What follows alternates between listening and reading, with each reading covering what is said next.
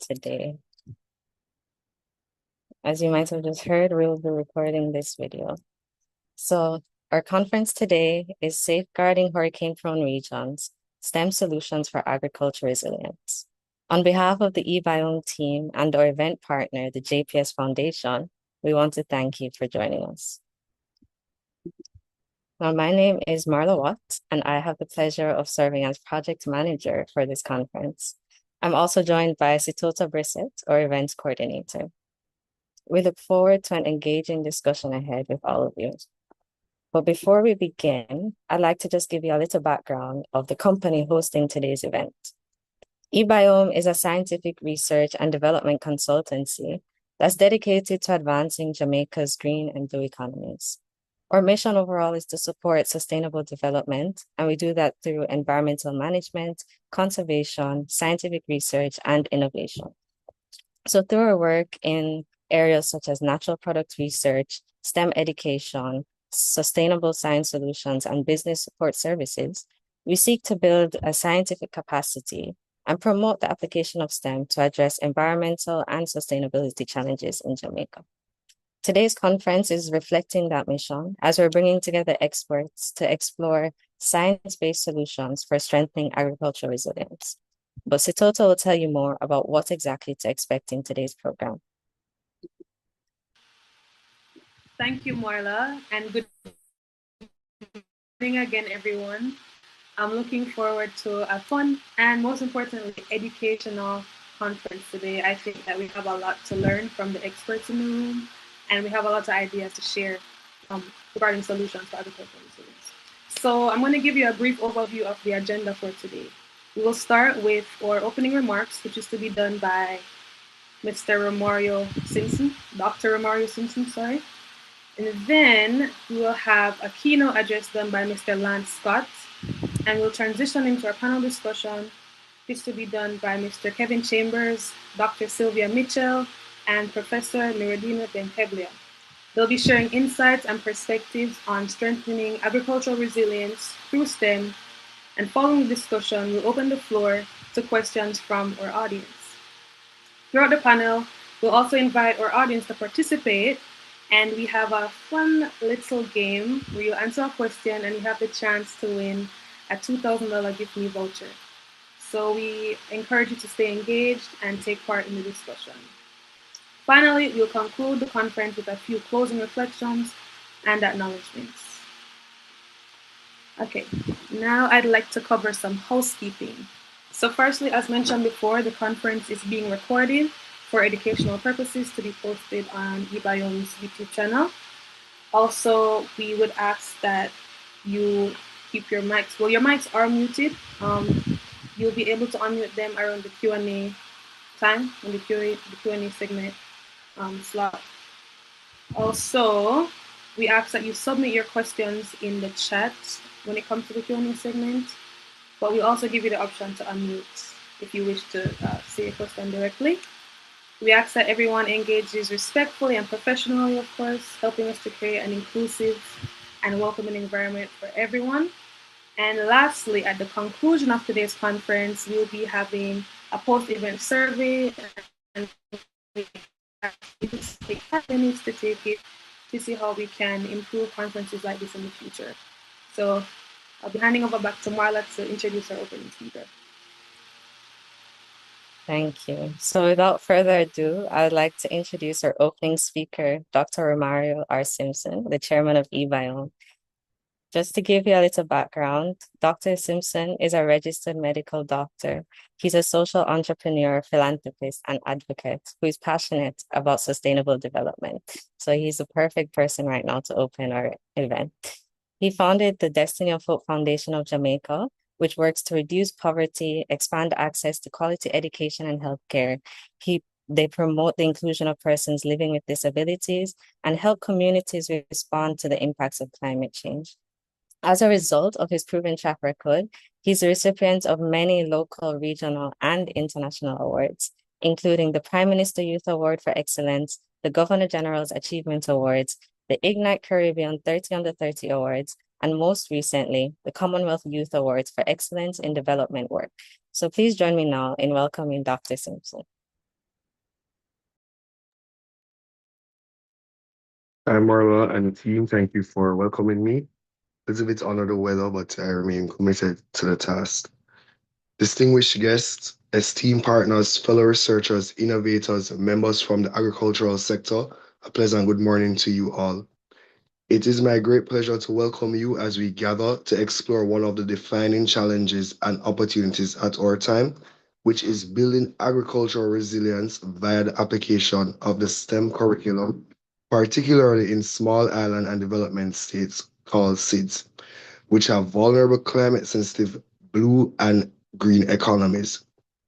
At e-Biome, STEM research and development consultancy company, we maintain that agriculture plays a significant role in economic development and it is built on shared knowledge, innovation, and collaboration. Our vision is to bridge the gap between research and real world application through interdisciplinary STEM research, data driven decision making, biotechnology, environmental science, digital agriculture, precision farming, and capacity building initiatives. We aim to empower farmers, agribusinesses, policymakers, and communities with the tool they need to adapt, innovate, and thrive. Agricultural resilience is not merely about just recovering from an adversity, such as an hurricane. It is about anticipating change, strengthening systems, improving productivity, while protecting natural resources and ensuring that future generation has a sustainable food chain. As we move forward, our commitment at eBiome remains steadfast to advance scientific excellence, encourage innovation, nurture young STEM talents such as Marla and others, contribute meaningfully to resilient agricultural systems that enhances food security, environmental sustainability, and economic development. I wish to extend my sincere appreciation to our partners such as the JPS Foundation, Fairview Electronics and Applications, other well-noted sponsors, our team at eBiome, our researchers and dedicated members in the wider STEM career. I commend you to continue to chart the path forward using STEM to make a real difference in our world as we strengthen agriculture, protect our ecosystems, and improve livelihood. I wish you a productive and empowering conference, which will be spearheaded by our esteemed panelists of expertise, such as Professor Bendek Kebilia, Dr. Mitchell, Mr. Chambers, and Mr. Lance Scott, who will be our keynote speaker. Thank you, everyone, and do enjoy the proceedings. Thank you so much for opening for us today, Dr. Simpson. As you mentioned, our resilience is not just about recovering from hurricanes. We are focused on preparing in advance and strengthening our agricultural systems for the future. So that's the message we're going to be carrying throughout our conference today. So moving on, we're going to now introduce our keynote speaker. We have Mr. Lance D. Scott. Mr. Lance D. Scott is a research and project management specialist with over 8 years of experience working across climate change adaptation, disaster risk management and finance, sustainable agriculture, and rural development. He has worked with local, regional, and international organizations across the Caribbean and beyond, including Dominica, Belize, Grenada, Trinidad and Tobago, as well as Nigeria. He holds a double major in geography and geology from UWI and is currently a PhD candidate in geography and geology. His PhD research explores the intersection of climate finance, rural development and livelihoods, and sustainable development, and he focuses on weather index insurance and finance accessibility. Mr. Scott has contributed to climate resilience and disaster risk policies in Jamaica and the wider Caribbean, including the review of Jamaica's disaster risk management ecosystem Beyond his work in climate and disaster risk management, he is an advocate for education reform and works on the Jamaica Education Transformation Commission's 2021 report. Through his work, he aims to continue making an impact on national, regional, and international education and agricultural policies. Please join us. Help me welcome Mr. Lance Scott.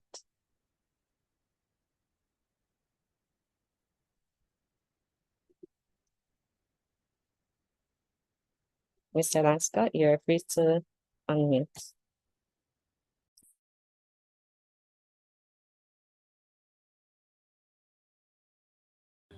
Thank you very much.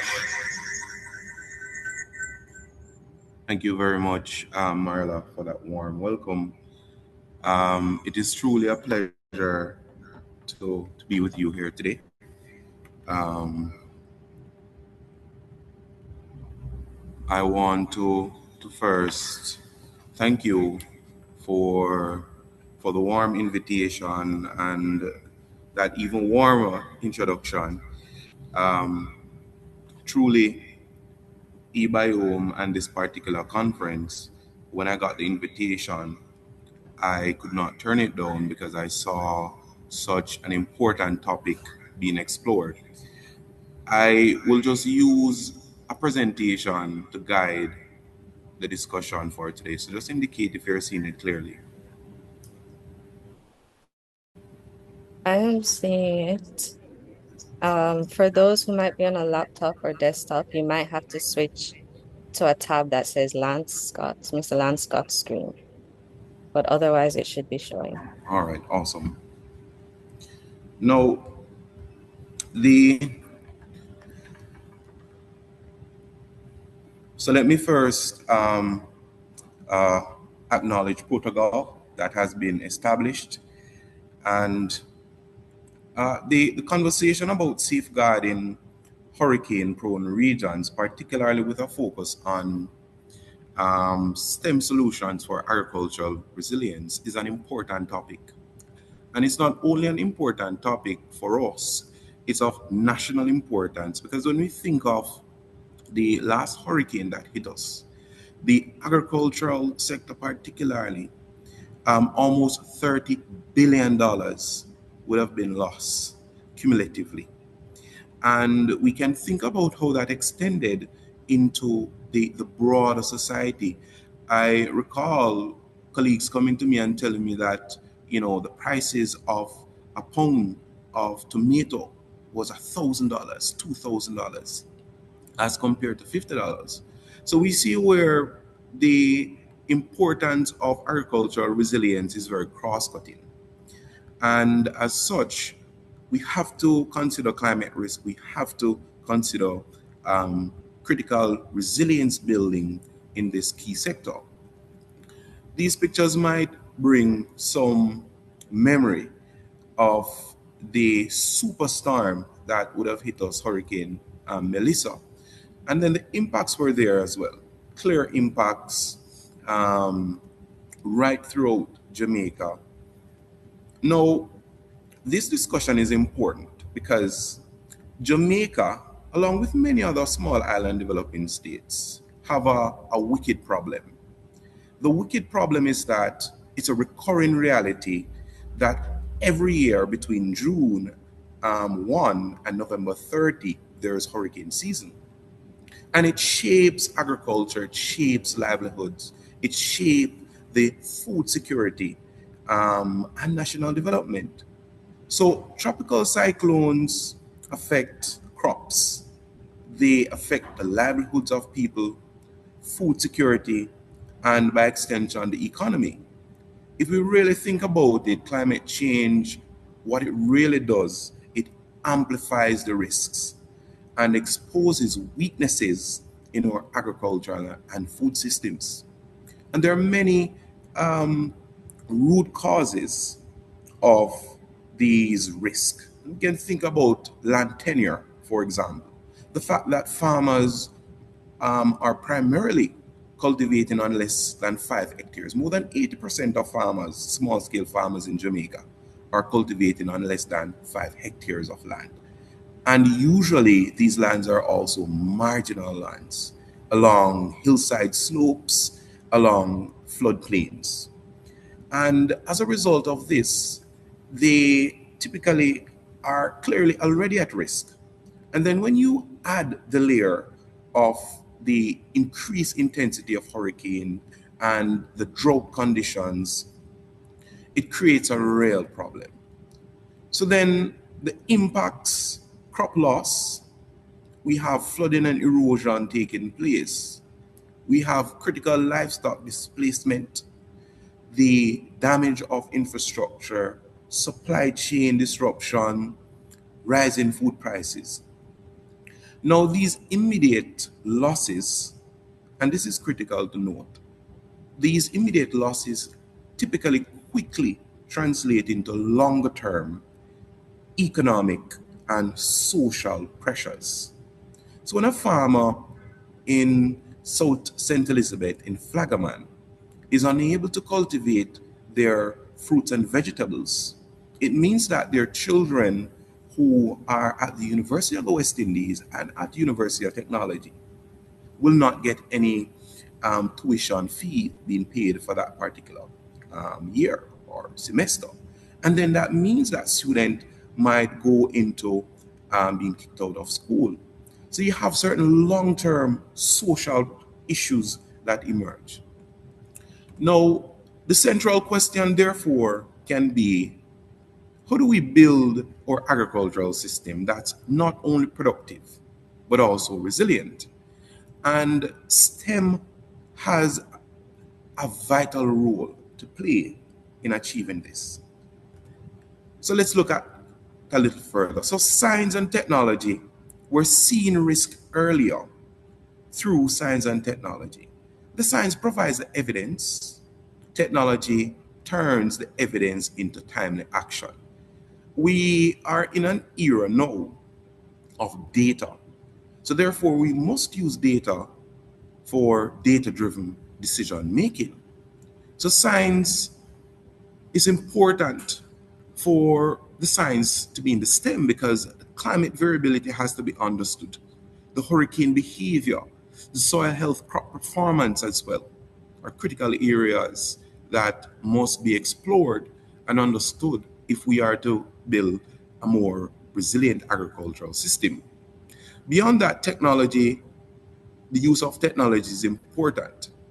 And nowadays, whenever for example, I complete a class, I ensure that the students, and it doesn't matter the level of the student, that they have some key understanding about these key technologies, such as satellite imagery, drones, mobile weather apps. Because when you know what the risk is and you know when a hazard is going to impact you, it makes a difference. AI and digital advisory as well is a growing area that we must spend some time on. I know there's a lot of conversation about AI and the ethical use of it, but we must come to a point where we develop the proper mechanism to use these kind of tools to develop our resilience and build our resilience even more. So fundamentally, better information can lead to smarter decisions both before, during, and even after a disaster. Engineering and mathematics helps in terms of designing your resilience. Engineering builds systems, maths strengthens the prediction, planning, and response. So if we think about, for example, drainage, irrigation, and storage, forecasting, these are critical things that are supported by the engineering and mathematics portion of STEM. Fundamentally, you'll have protected agricultural facilities, water harvesting and management, climate models and flood forecast, crop yield and risk projections, which overall aid in our resilience building. Now, let's take it a step further. Technology alone is not enough. We know that. We've seen where technology has been introduced and it has not been taken up.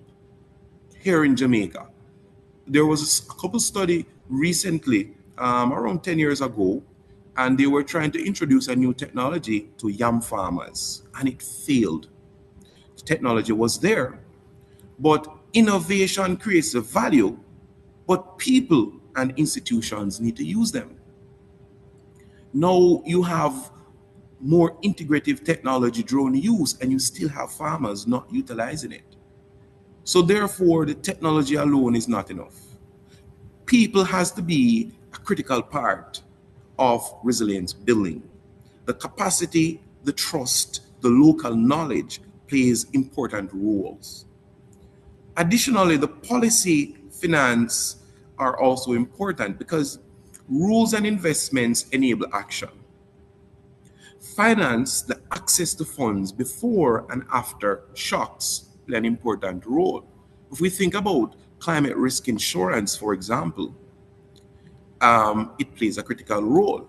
But even at the national level, if we think about the different mechanisms that would have been put in place in terms of climate finance, we had catastrophic bonds, we had weather index insurance mechanisms by the Caribbean Catastrophe Risk Insurance Facility that would have been indemnified by Jamaica. And as a result, Jamaica was able to get millions in terms of payout that supported agricultural resilience. Finally, extension services are also vital because farmers, for example, typically they need someone on the ground to support, to give advice on when to do particular planting and different techniques that might be utilized. So early warning matters only when communities can respond. And that is critical to note. In resilience building, people has to be a core part of it. It can't be technology alone. It has to be the use of technology by people and building trust, building rapport, using local knowledge so persons, especially within the agricultural system, can use STEAM. So resilience, therefore, can be deemed as a collective responsibility. And as you can think, there are several different key players. Researchers are important. Private sector is important. Government, engineers, farmers, but education also has an important role to play. Education influences research because people learn about research. You learn about research skills, you learn about research methods, you learn about research approaches. Research in turns can inform policy, innovation can support practice, and collaboration among all key players can generate lasting impacts. So no single sector can really solve the agricultural resilience building problem that we have independently. It takes a concerted effort. So true resilience, therefore, has to do with three main key areas in terms of the ability to anticipate, to absorb, and to adapt. So you must be able to adapt by learning innovation and continuous improvement. You must be able to anticipate through the science and engineering in terms of your risk mapping, your forecasting, your early warning systems in place. But there must also be a mechanism to deal with the impacts by absorbing those impacts through things such as social protection through insurance. Every investment in science, infrastructure, early warning, and farmer education reduces future loss. And in many cases, we have a compounding effect taking place where some small investments in these key areas can have severe national impact and positive national outcome. In closing, if we were to put together a formula of how we build resilience within our agricultural sector, I would argue STEM has to be a critical part of it.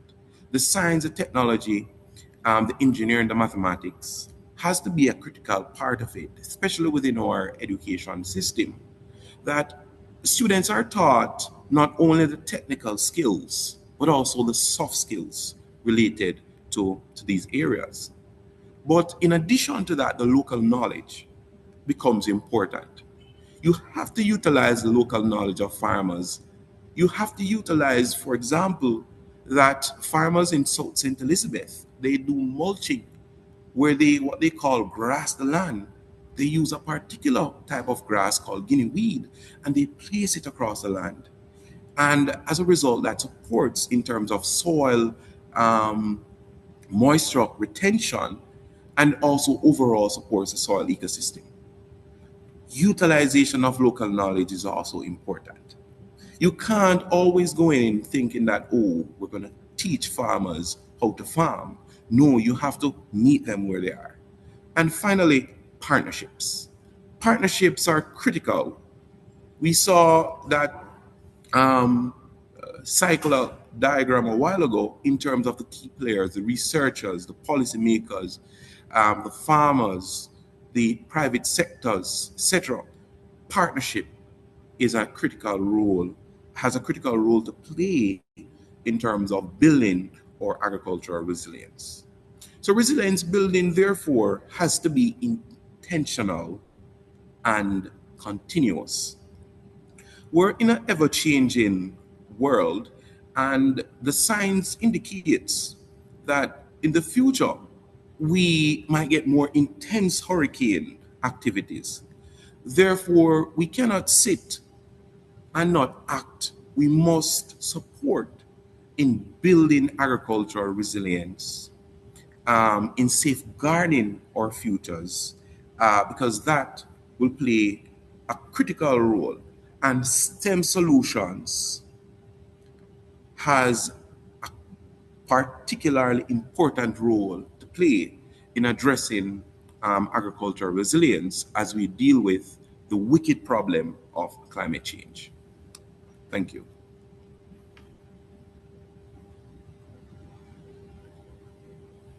Thank you, Mr. Scott, for that inspiring keynote address.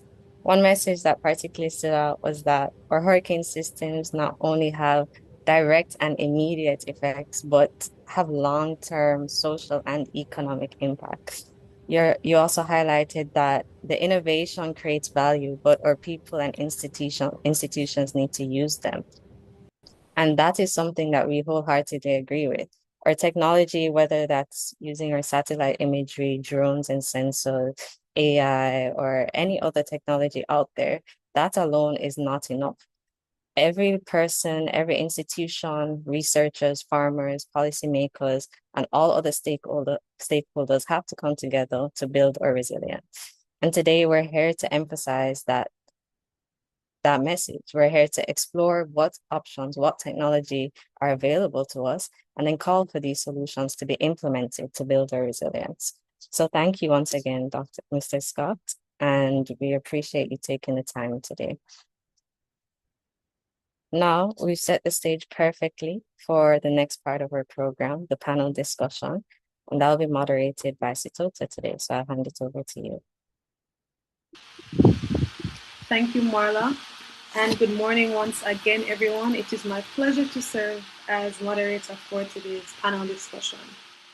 So far we've heard from Dr. Simpson and Mr. Scott about the significant challenges facing agriculture in hurricane-prone regions such as our sweet country, Jamaica, and the pressing need for innovative, sustainable solutions. This panel offers an opportunity to explore how STEM-driven approaches, including advances in biotechnology, crop science, water management, and food recovery can help strengthen Jamaica's agricultural resilience in the face of hurricanes and other climate-related challenges. So we're bringing together perspectives from science, research, policy, education, and community-based initiatives. And this conversation will highlight how interdisciplinary STEM solutions can address some of the most pressing environmental challenges facing Jamaica and the wider Caribbean. During the Q&A session, we encourage you to submit your questions in the chat once again, and just engage throughout the discussion. We'll answer as many as time permits in that slot, and we also encourage participants to unmute during the Q&A segment and ask their questions directly. But before we begin, I would like to do a brief introduction of our distinguished panelists. Again, we're so grateful that you've taken the time to be here to enlighten us and for us to share ideas. So joining us is Mr. Kevin Chambers, Senior Hydrogeologist and Head of the Resource Monitoring and Data Collection Section at the Water Resources Authority of Jamaica.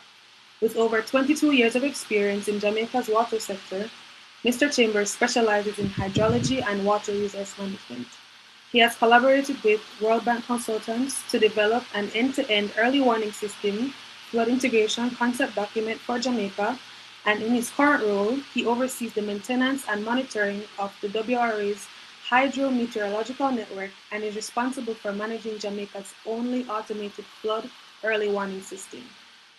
We are also joined by Dr. Sylvia Ajowa Mitchell, Senior Lecturer at the Biotechnology Center of e-Biome and initiator of the Medicinal Plant Biotechnology Research Group.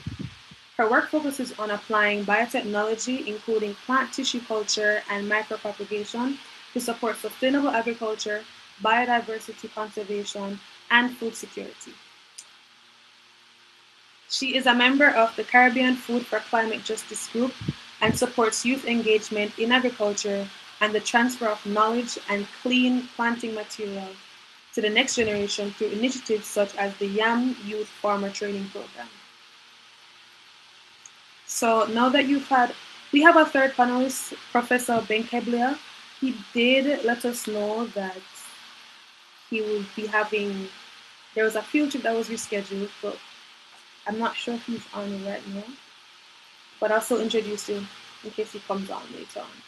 So we welcome Professor Nuruddin Ben Keblia, who is a full professor of crop science in the Department of Life Sciences at e-Biome.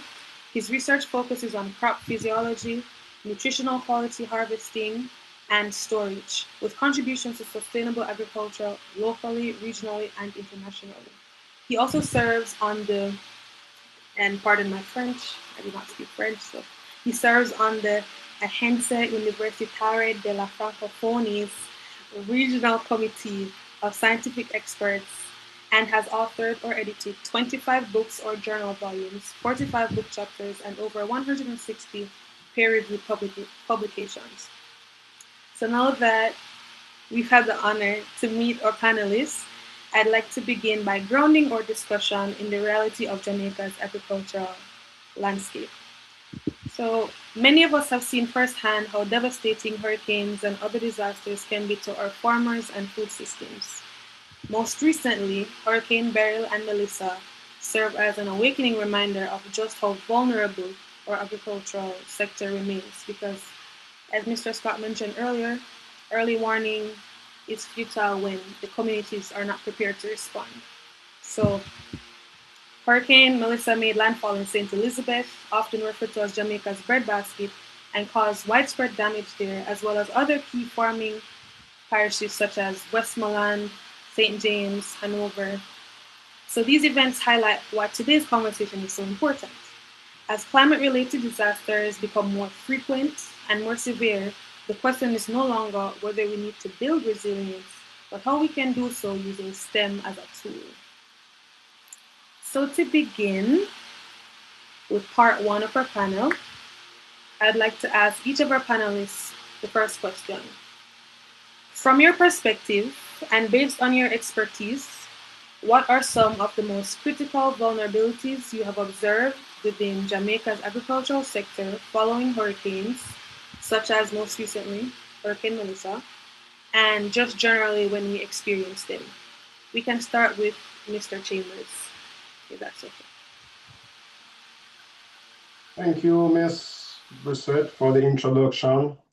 And I must say thanks to Mr. Scott for his informative and enthralling presentation.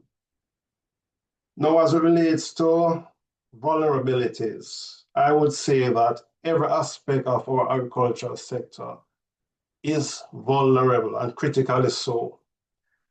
And we can look at the different weather extremes, for example, drought.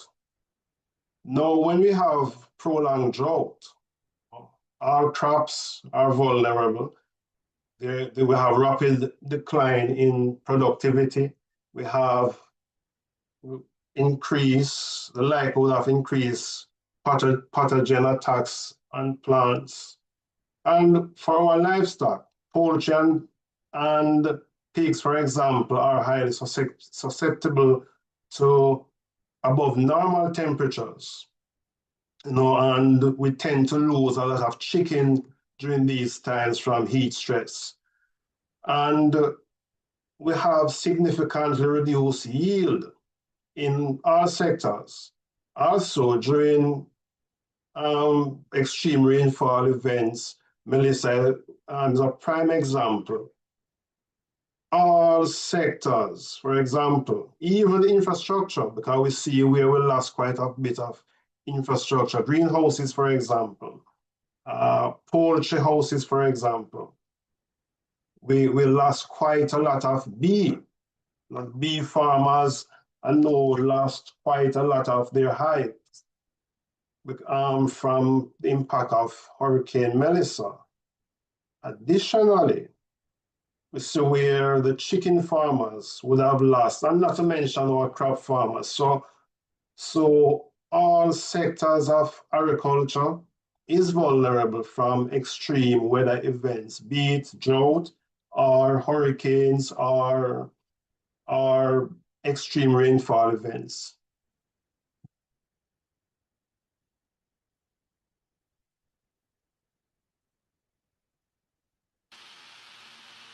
Mr. Chambers?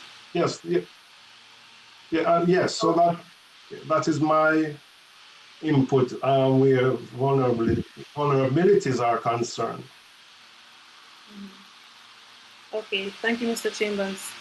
Thank you for the examples you've mentioned. It is important to have the awareness first of exactly who's being affected so that we can know how to move forward with the solutions.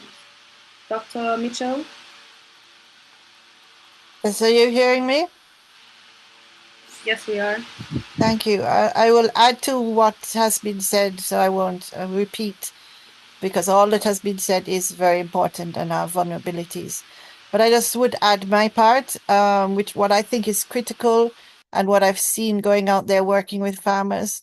The most critical vulnerability to me is that Jamaica is hill and gully, mountainous.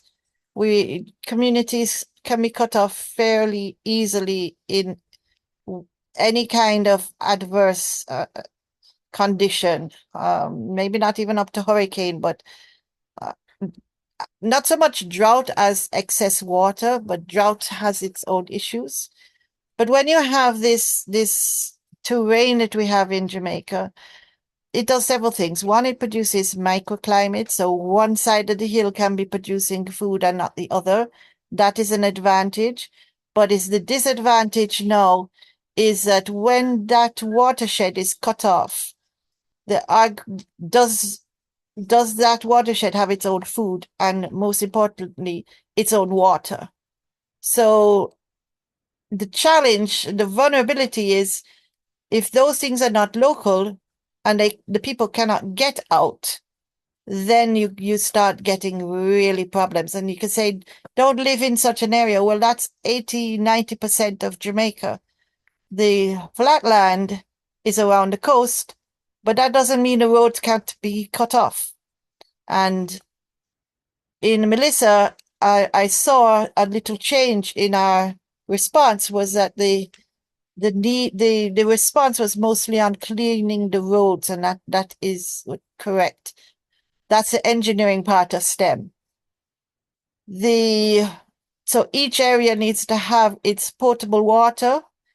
It needs to have a way that if the produce cannot come out quickly, then you can go to value added, locally value added enterprise, so that all the things that are falling off the tree, for example, can be solar dried. The other need that came up was lack of communication. That is a vulnerability. You cannot tell anybody what is happening to you in that immediate aftermath or any kind of situation, but it just goes exasperated when there's a hurricane, etc. And the last one I would want to put in is, what are we doing with our seed? Is our seed available for replanting? Do we know those parts? So the vulnerabilities are that lack of knowledge and lack of local seed, lack of communication, and the need to get those things back fairly quickly because of our mountainous and hilly terrain. Thank you.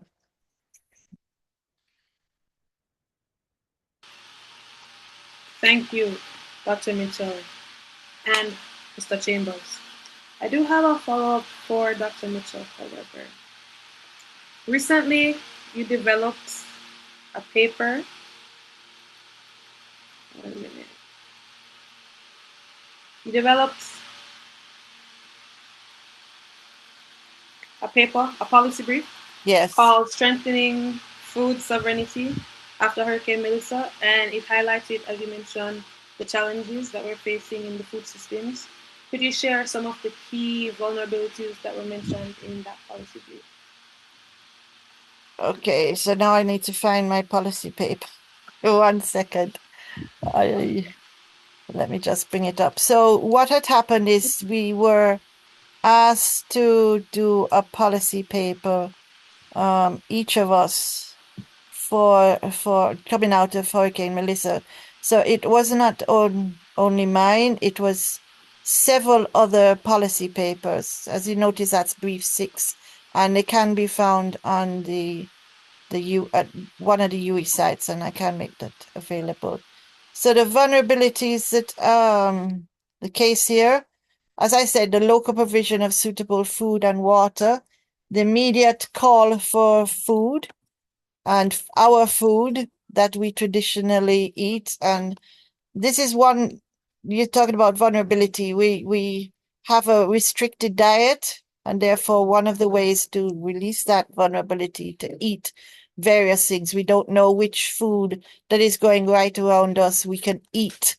For example, dasheen leaf, cassava, etc. Provision of seed, and for, as I put, preserving autonomy. What I mean by that is that you don't get heavy in Kingston, for example, because, as I said, we have watersheds and they can get cut off pretty quickly. That means all the people in that area need to be able to have access to what they need and don't have to be calling back to head office. Okay. Thank you for that, Dr. Mitchell. It's important, as I said, that we know the specific details of the vulnerabilities can help us move forward with solutions. One more follow-up for Mr. Chambers. At the Water Resources Authority, is there any data that you can share that indicates weakness in water management or drainage systems that could worsen the flooding? You're muted, Mr. Chambers. Yes, sorry. Well, we have extensive data information on areas that are flood prone. And as Mr. Scott and Dr. Mitchell mentioned, a lot of our farming are in vulnerable areas, flood prone areas on hillsides. Dr. Mitchell mentioned hill and gully. So we have data information on all these areas, the type of flooding, the extent of the flooding that take place in these areas. And this is data that can be used by those in the agricultural sector the planners in the agricultural sector, to help inform farmers on what to plant, where to plant, and how to plant their crops. For example, we are a particular area as a Hope Yalas watershed up in the Blue Mountain areas, where we have quite a bit of farm, and where we have a watershed management group that monitor that area, that help farmers to implement techniques that will protect the watershed, such as terracing, to prevent erosion, which is a problem in those areas. So yes, we do have quite a bit of information where flooding is concerned. And the areas where we have the flooding, and to some extent, the impact of those floodings. We also develop flood maps. Flood maps where we delineate the areas according to a 25-year event, a 50-year event, a 100-year event. So we have all of this information in-house.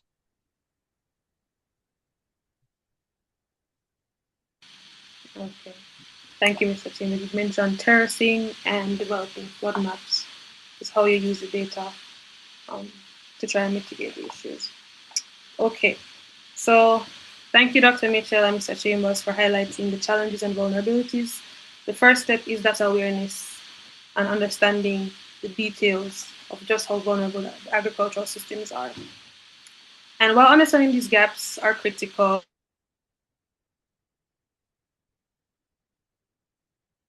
Lost you. the next important step is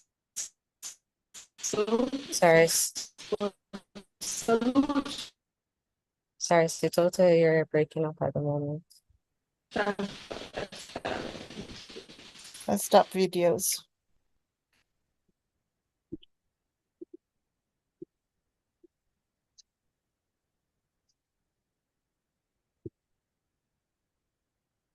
Okay, she seems to have lost connection. While she joins back, I'll carry over.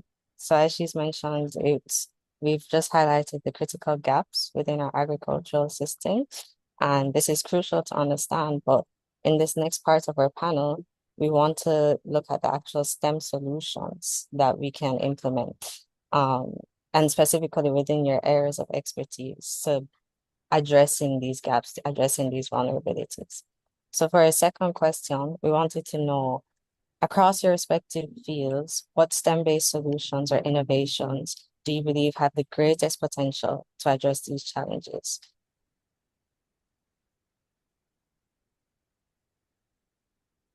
Dr. Mitchell, you can start us off with your that. You sure you want to start with me? I could take up all the time. All right. We have decent time, so you can go ahead. Okay. So first, let us understand again what science is. Science is a verified answer to a question. For example, if you want to find out if it's better to grow up crop by itself or have many different plants growing together, and you look at a field and you look at and you try and judge it, no. Science will actually do replicates and get you an answer that is verified. But that doesn't mean that answer now it belongs to science. For example, if you go into a community and you're seeing how people use their plants, and then you publish a paper to say cerci is the top medicinal plant of Jamaica, which it is. Well, that knowledge still belongs to the community. And sometimes we forget that. So we use science to find a verified answer to a question.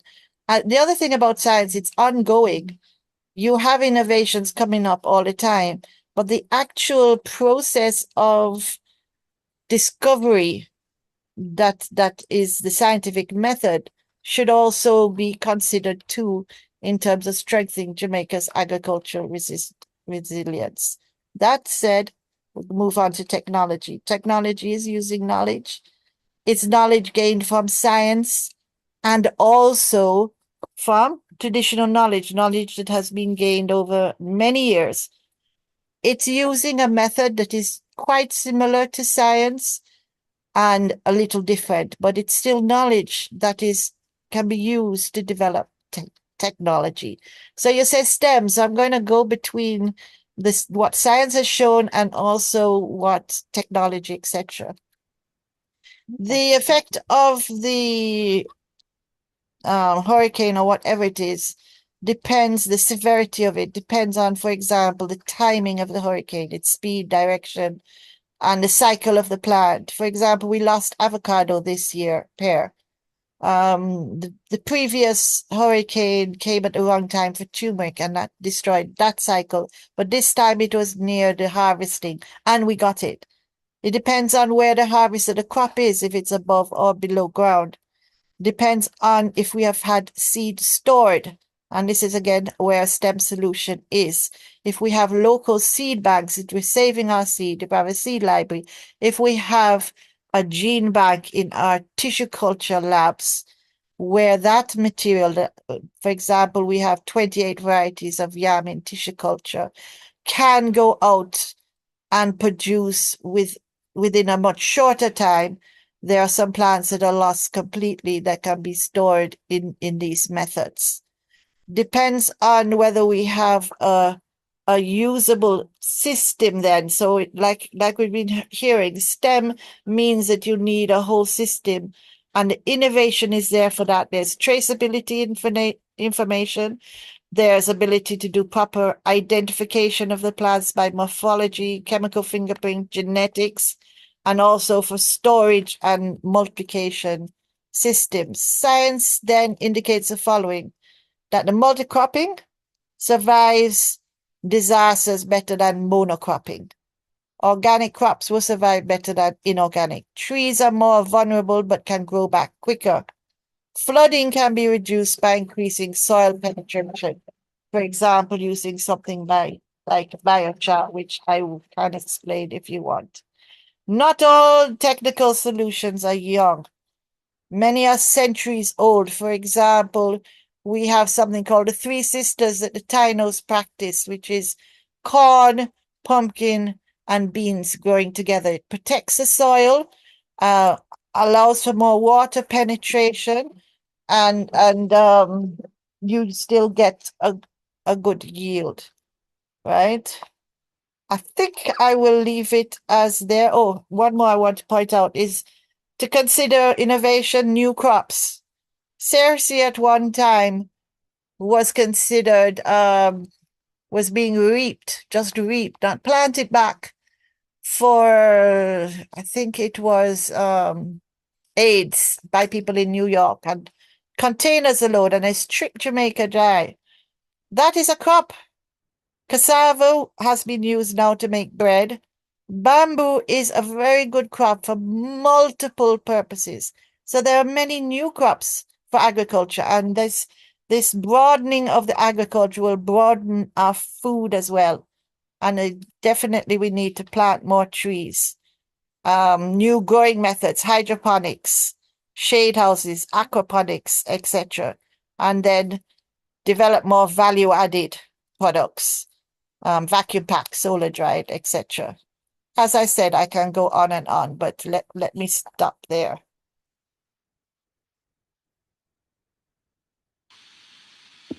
Dr. Mitchell, we would like you. You're giving us gold right now. Number one, could you go back to the biochar? We do have a wide variety of students, audience members. Yes. So Yes. could you just explain that a little bit? Okay, you know charcoal, right? Mm-hmm.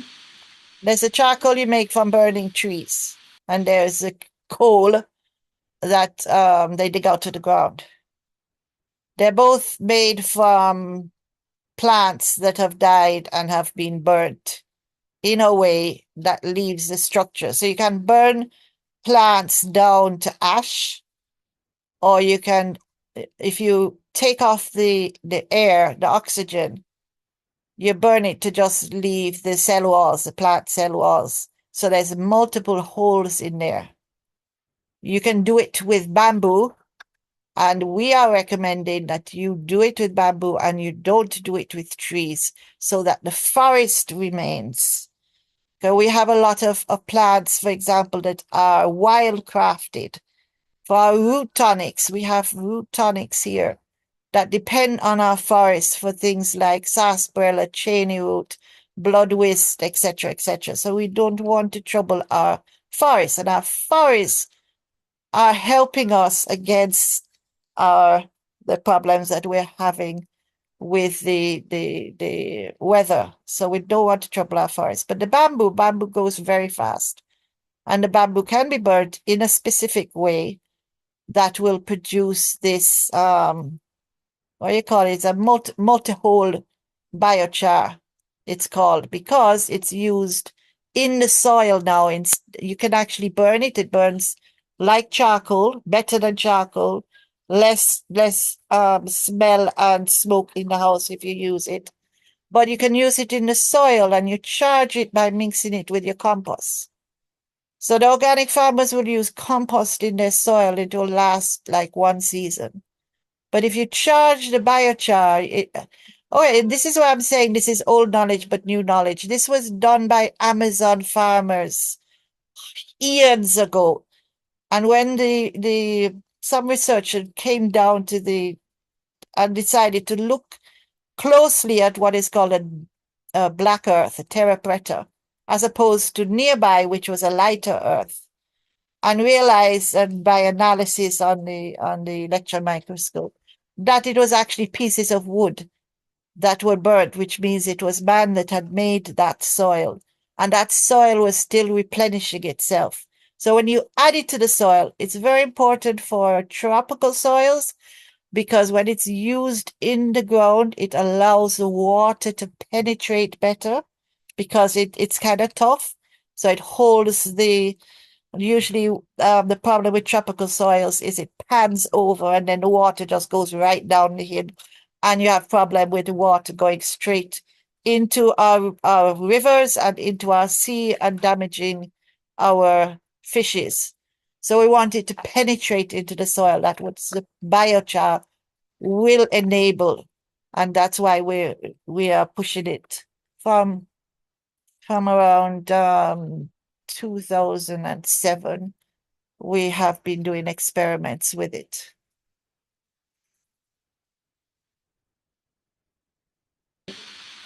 Okay.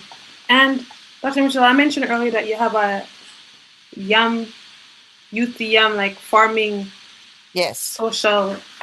Are there, what are some of these like innovations and techniques that you're using from what you Okay, mentioned? so the Youth Yam Farmers Training Program is designed by.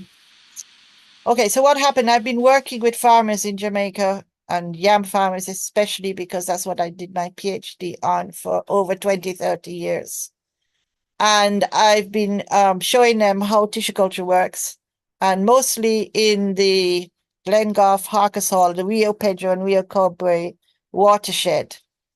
And we've taken tissue culture pineapple out there. They're all over the watershed now. And I've been encouraging them and getting them to understand that whatever we put into tissue culture is what's going to come out. So I need them to give me the varieties that they want to grow in tissue culture.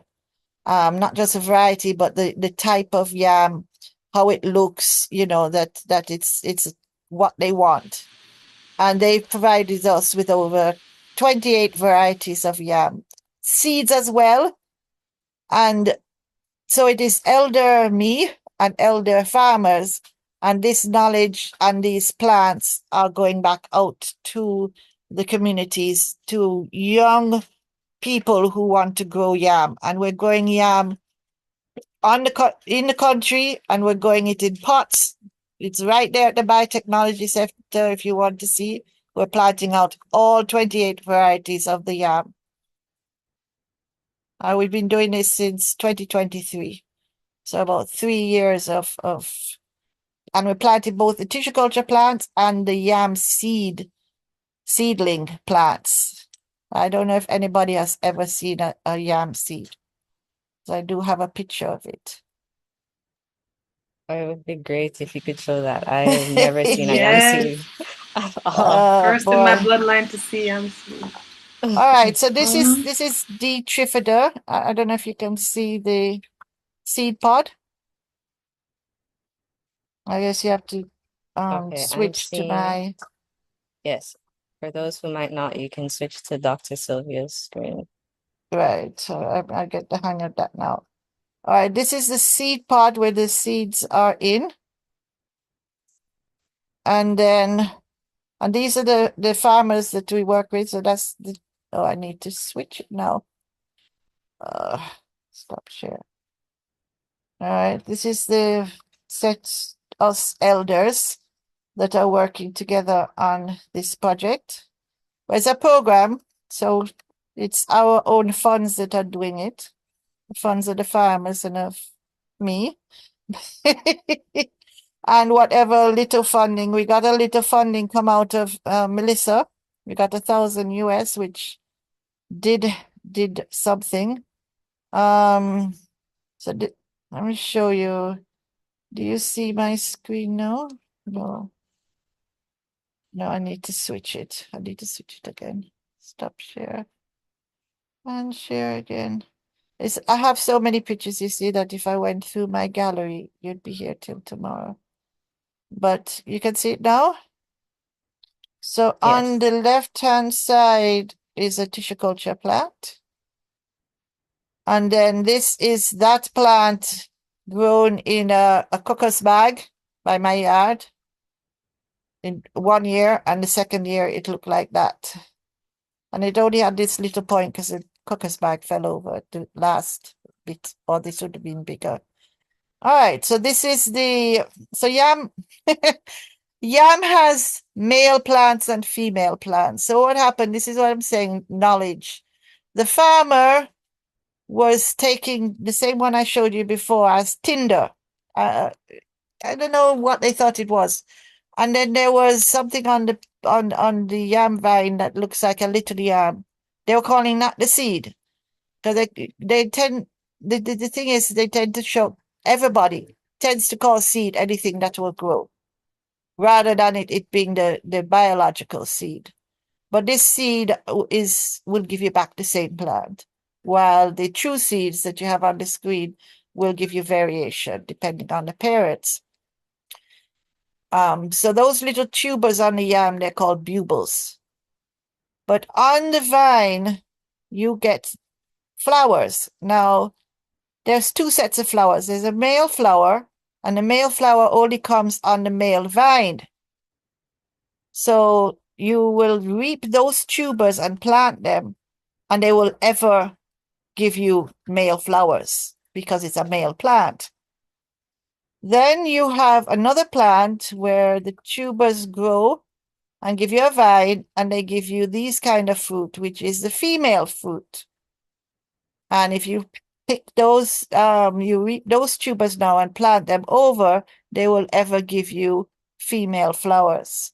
When you have the two of them together, the pollen from the male will pollinate the female, and then it'll go brown like I showed you before. And each of these have about 6 seeds in them. So we've got that, and we've got data on, how much they weigh and all of that. And we have sprouted them. We have grown that. That's the first generation, second generation, and we have gone on to the third generation, which is not here. So, yeah, we're doing things.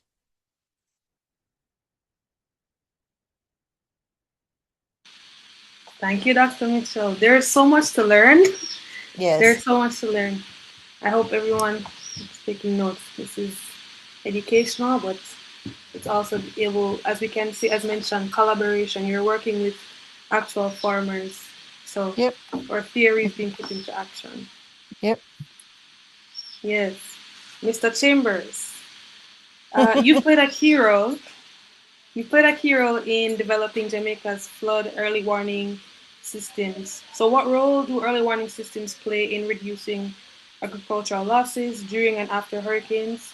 And how can these systems better support farmers? Now, the early warning system that we operate basically was more to prevent loss of life and property. But it also has a role in informing farmers and the sector to alert them on providing a real-time response to systems which might impact them so that necessary actions can be taken. Now, the areas that we have our farmers, because those areas, we don't really have early warning system for those farmers as it relates to droughts and flooding. As a matter of fact, we do not have early warning systems at all in Jamaica to inform our farmers to the extent that a drought might impact or flood might impact them. But it's something that we need to consider developing, so between agencies, for example, the NIC, the Ministry of Agriculture, the UA, the WRA, to inform them. Now, as I stated before, we have flood-based maps that can help inform the farmers. But I believe that we need to go much further to develop early warning systems that will assist them. Now, there are technologies that we can use. For example, GIS-based mapping of the flood areas and the likely impacts. But before we get there, we talk about S.T.E.M Solutions. Dr. Mitchell mentioned quite a bit. Now, for our farmers, especially our small farmers who grow their crops on hillside, I believe we need to engage them to show them how they can bioengineer their slopes to stabilize those areas and to prevent erosion. And because what you realize with a lot of farmers, when they farm on hillside, they just clear, slash and burn, which further help to destabilize those areas. So they need to be introduced to bioengineering methods of slope stabilization. And and as you are aware, that can be done by planting particular indigenous plant species and in these areas as a barriers to help absorb water and to prevent soil erosion. Now, Mr. Scott mentioned a serious challenge that we face, and that is one of changing attitude and behavior. Because if we introduce these S.T.E.M methods and we don't have the cooperation or the participation of the farmers, it will be efforts in futility.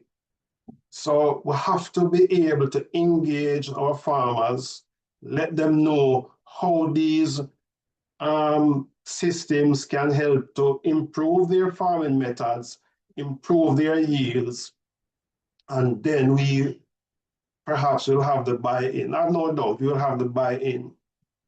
Additionally, normally in a lot of areas, farmers just water. There's no planning, there's no research, or even if there's a research, is it communicated to the farmers effectively as to the change that they need? For example, what is the crop water demand? Do I need to be using 10 gallons of water on a plot of land when I can use 2? What are the type of irrigation systems that we can implement to replace our traditional irrigation methods? So all of these are S.T.E.M solutions that we can introduce to the farmers, and I'm pretty sure that quite a lot of these have already been introduced, but it comes back down to a change in behavior and attitude. Now, back to the early warning system. This is something that we need to really explore, to aid the farmer by developing a similar warning system like we have in the Royal Corps to really warn them. Now, if we do so, then perhaps along with the other intervention, the farmers will readily determine what crop to plant. Are these crops resilient to climate variability? If the first flood comes, do we lose our crop? Or if the first sign of extended drought, what will happen to those crops? So these are some of the questions that we need to ask when we are introducing nature-based solution, or we need to address when introducing STEM-based solutions in agriculture.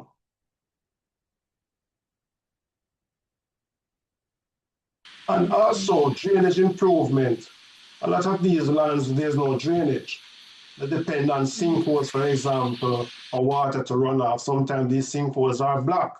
So perhaps we need also to build out drainage infrastructure to help the farms and the farmers when we have these events or quick runoff, quick drainage of land. We see quite a bit of flooding. For example, Newmarket was extensively flooded, and Newmarket is an agricultural area. Quite a bit of livestock was lost there. I spoke to one farmer and he lost quite a bit of livestock. We have Chigwell, quite extensive flooding. One farmer lost several acres of crop. So perhaps we need to look at how drainage occur in these areas. And for drainage system, it's going to take money. So it's going to take investment by our decision makers to really build out some of these systems. Okay. Thank you, Mr. Chambers. Okay. Earlier you mentioned that the early warning systems that you deal with now mostly affects property or infrastructure, but could you just give us a little explanation of how it works currently, and could you explain it in a way that the high school students down to the PhD, like just on a wide spectrum, people could understand? Okay, how the system works is this. First, science, the first thing was a scientific aspect, or it was the impact aspect, because as you know, the Royal Corbe, the gorge, was one of those areas where we have persons losing their lives, persons being trapped, have to be airlifted out when you have events. So what happened is that in 1985, the authority, at that time it was the Underground Water Authority, decided to, with the backing of the government, of course, decide to implement a flood early warning system in that area. So that system has been around since 85, 86. How it works is this.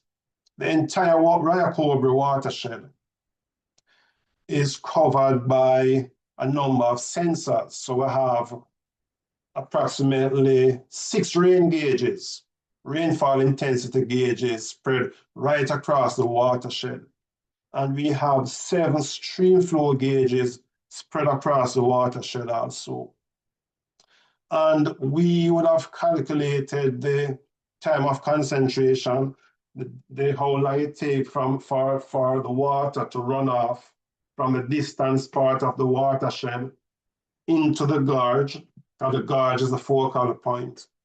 And based on those calculations now, then we would have developed the early warning system. And the early warning system would be based on the time it takes and that lead time for the river to rise, the levels to rise and inundate the gorge. Now we have, the system is real time. So as it happens, we know. And it begins with our alerts from the Met Services. There will be a system impact in Jamaica. Once we have that knowledge, then we begin to act. Now the system is set up in such a way that it changes its reporting intervals when it detects it take activity. So for example, we might have it might report in 10 minutes interval now. Once there is a event, it begins to report in 2 minutes interval. That is how the system is set up. Also, once you have, say, 2 inches of rainfall, we begin to get the alerts.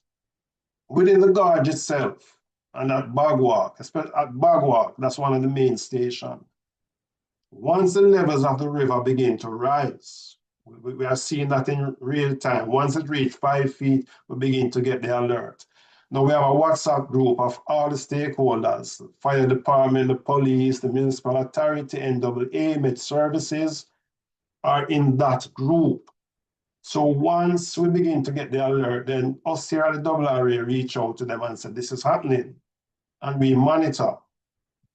When the level reaches 6 feet, we begin to say to them, listen, 6 feet and continue rising quickly. Perhaps it's about time we begin to take steps to close the gorge. Now, the gorge might not be inundated, but what we want to do is err on the side of caution, because the flat bridge and what a section of the call Rabies Corner doesn't become inundated until we reach about 7.5, 8 feet. But once it reaches 6, and the evidence is that the rise is continuing and it is rapid, then we recommend that the area be shuttered.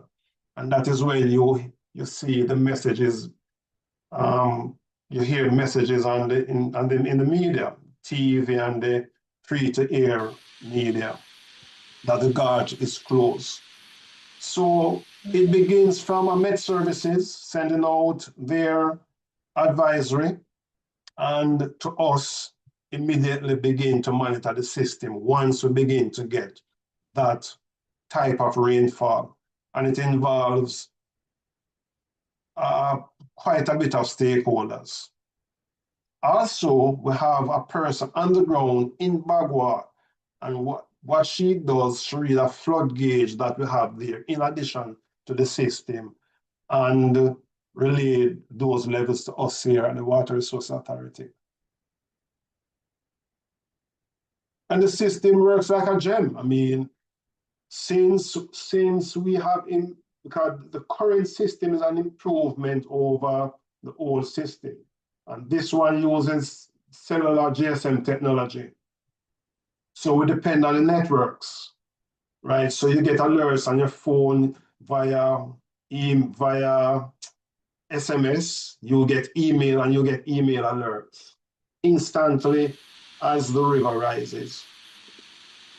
So it is pretty robust. You know, the only con is that if our cell provider fail, then the system fails, because we depend solely on them. Yeah. Yes. We're seeing the interconnectedness of technology, which can fail us at times, and science. Thank you for that explanation, Mr. Chambers. Dr. Mitchell, you had a question or something to add? Yeah, I wanted to add a little. So the roads, the drainage on the roads is very important, and that's the engineering part. I don't know how many engineers you have here. Okay, even in the corporate area, I'm seeing roads right near to me being put down and no drainage, which I think is a whole heap of waste of money. Then no road should be put down without the drainage. The other point I wanted to make is not every innovation is good. You said there was a yam innovation that people didn't take up. I know of two. One is plastic yam sticks. The problem with that is the plastic was too smooth, and the farmers could have told the people who made it if the farmers were incorporated it into the making of the technology. Many times the farmers are here, the technology is over there, and then it's given to them, and you wonder why the farmers don't take it up. It doesn't make sense, or it's not enough for them to take. They're in a situation where they're living with very little, and then you're asking them on top of that to make a risk, and you're not taking any risk. So we don't do that. We work with the farmers. We don't push something on them. Again, there was a yam mini set, and they said it didn't work. Yes, it did. The Miniset is why Trelawney is such a vibrant yam planting area. But the Miniset came to Jamaica in 85, and I know because that was my first job, and it was supposed to draw from tissue culture. So it is a tissue culture that is supposed to go through the system and release the Minisets. That's the difference between 30% of the Miniset sprouting and 100% sprouting. The farmer will take the 100% sprouting. They will not take the 30%. So innovation, not every innovation is good. And the farmers are much more sensible than we tend to think they are. So that was the 2 points I wanted. Oh, and the roads, the drainage on the roads. And if I may,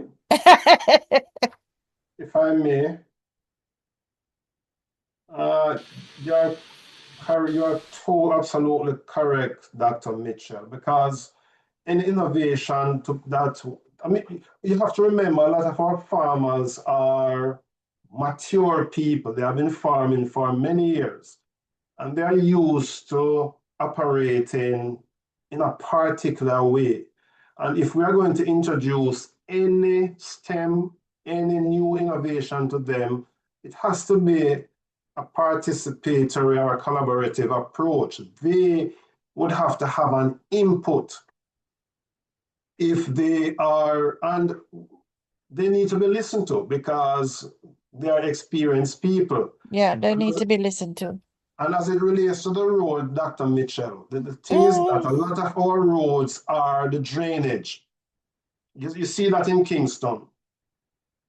Our roads are the drainage. So, and that is where engineering comes in. And I mentioned engineering in the country, in the farm areas to help guide the water away from people farm.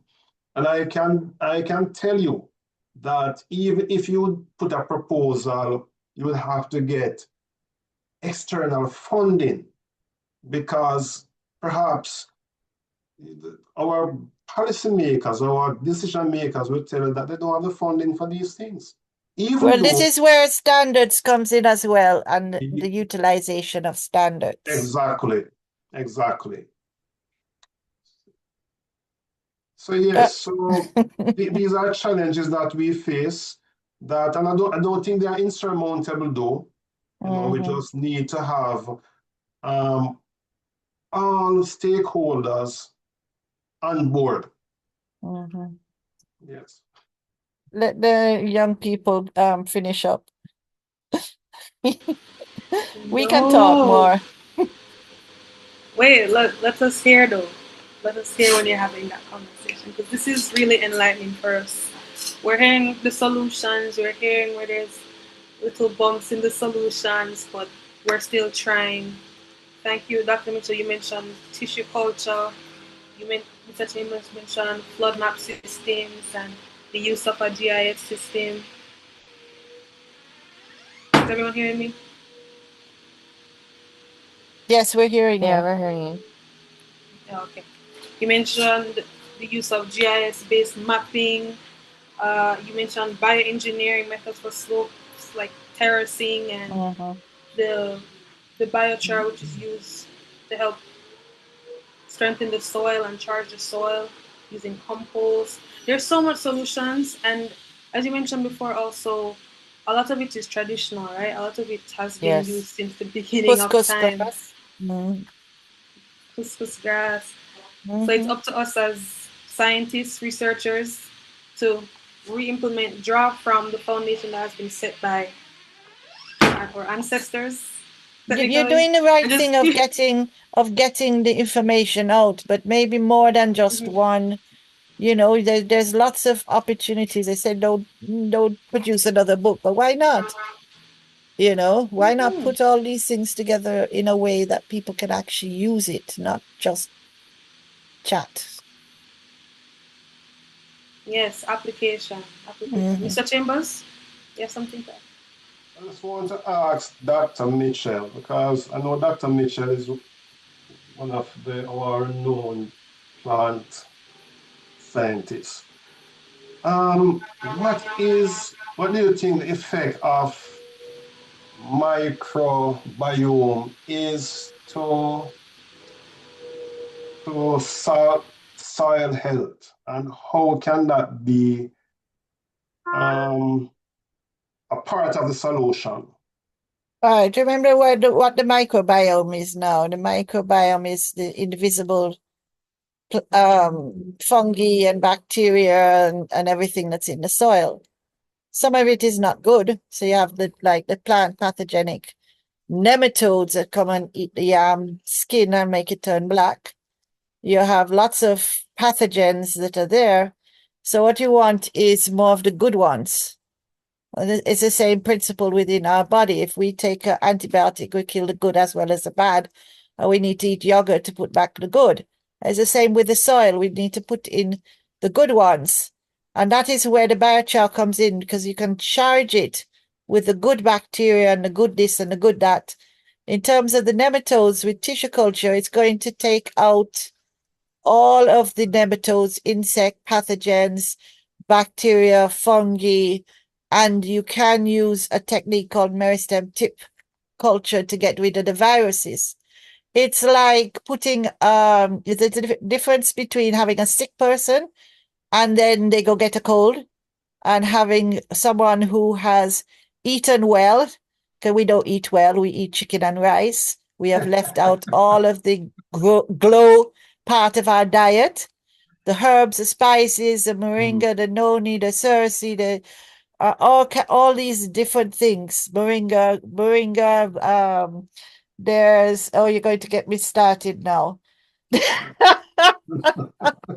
There's one that is rich in omega-3 purslane, and you Yes, mix that. parsley is good. Yes, yes, and there's so much of it. We say we don't have Irish moss. vegetable. It's because the vegetable is outside and growing as leaves on the tree. Moringa, like I said, dasheen leaf and all of that we have decided we don't want to eat. And when we decide we want to eat a cabbage, which has nothing left in it, because they go and breed out everything. So the only thing is in there is the cell wall and water, and that's what you're buying, and they get the money. So we have to go back and see what we're eating and what we're doing and think this thing through. I have gotten away from the soil microbiome, but the microbiome is in our bodies as well. So that is why you see me switching. The microbiome is in the soil and it's in our bodies, and it's the same kind of principle. You need to keep the good ones, and that will reduce the bad ones and allow the plant that you put in clean to grow well and fast. And if it grows well and fast, it's going to give you a good harvest. That's why our pineapples out there look so good. It's the same genetics, but the plant is just growing so well that it is producing a good harvest. And you want to taste tissue culture yam. Trust me. Yellow yam, tissue culture yam, top yam to taste. That is my goal, is to let everybody in Jamaica have tissue culture yellow yam to eat. We would love that. We'd love to actually eat the fruits of the labor of our discussion. Yes. Yes. So, thank you both. We discussed solutions. I'm sure we've been writing about how we're going to improve on these solutions, how we're going to fix some of the bones with the problems that you mentioned, how we can brainstorm solutions to the problems in our solutions. But as mentioned earlier, we said we had a question, right? Because we have a gift voucher of $2,000 for an audience member to win. So it's about that time. Are we ready? You can type it in the chat, or better yet, you can raise your hand, wait to be acknowledged, and then we'll allow you to answer the question. So the question is, what is one STEM-based solution discussed today that could help improve agricultural resilience in Jamaica? Open to our audience. Don't rush all at We're once. giving money away for free right now. Just one solution.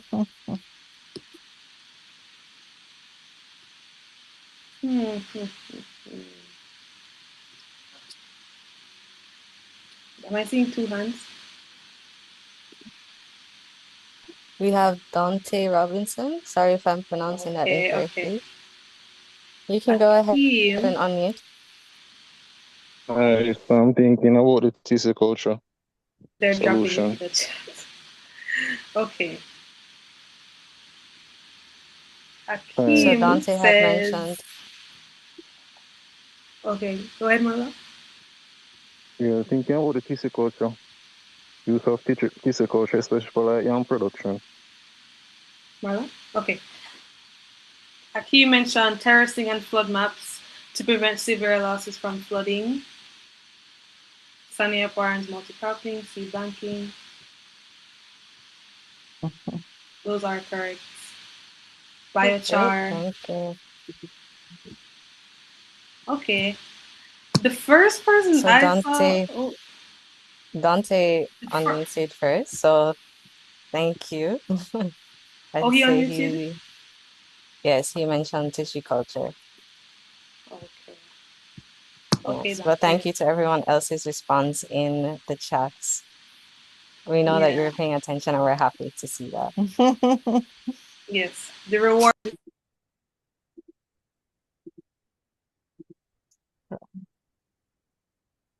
Are you muted? I'm saying, congratulations to Dante. You won the $2,000 gift voucher. Hands can go down now. But still listen there. Okay, moving on to part 3 of our panel, which is Future Outlook, Hope for the Future. So we're talking now about the future of agricultural resilience and the role young people play in it. And young doesn't only refer to your age. You know, what stage are you at? Because we know that can get a little controversial. So, what stage are you at with research? You know, are you just starting out in a certain sector? Are you just now looking into agriculture and climate change? Just that. That's what we mean by young. So, we want to look now at the future. So, the question to the panelists is for young people, now let's establish that it's not only young, interested in STEM, agriculture, or climate resilience, where do you see the greatest opportunities for them to contribute, innovate, and make an impact over the next 5 to 10 years?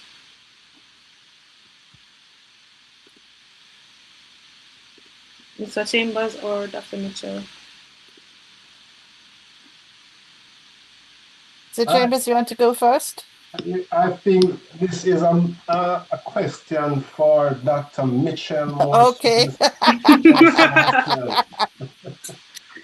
Well, Because first I will say volunteer in our labs. That means you need to go and find what Mr. Chambers is doing and volunteer in his lab as well.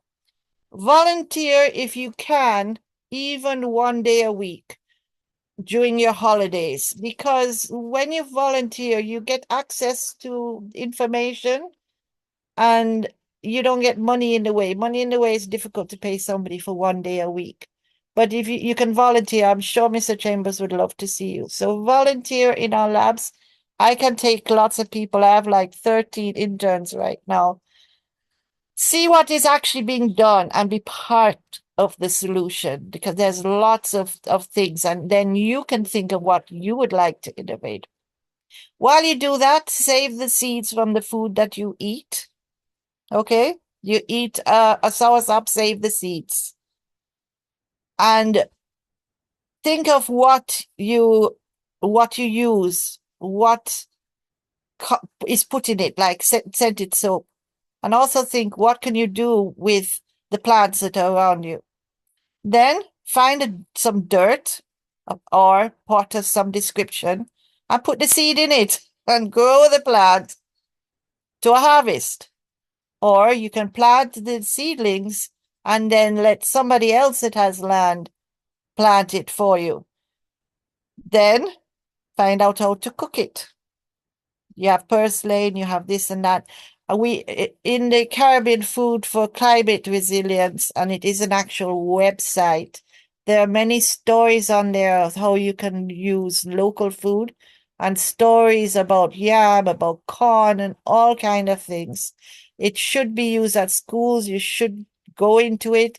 If you want something that's not there, let us know. We are just getting ready to launch an e-cookbook, which has these recipes. So you can actually cook what your ancestors were cooking, and you have ancestors from Africa, Europe, America, not so much America, China, India. You have lots of different foodie traditions. So you can find out how somebody in your family cooks it, and then somebody else's family. Learn the cultural history of your food. You know, there's something called pepper pot soup.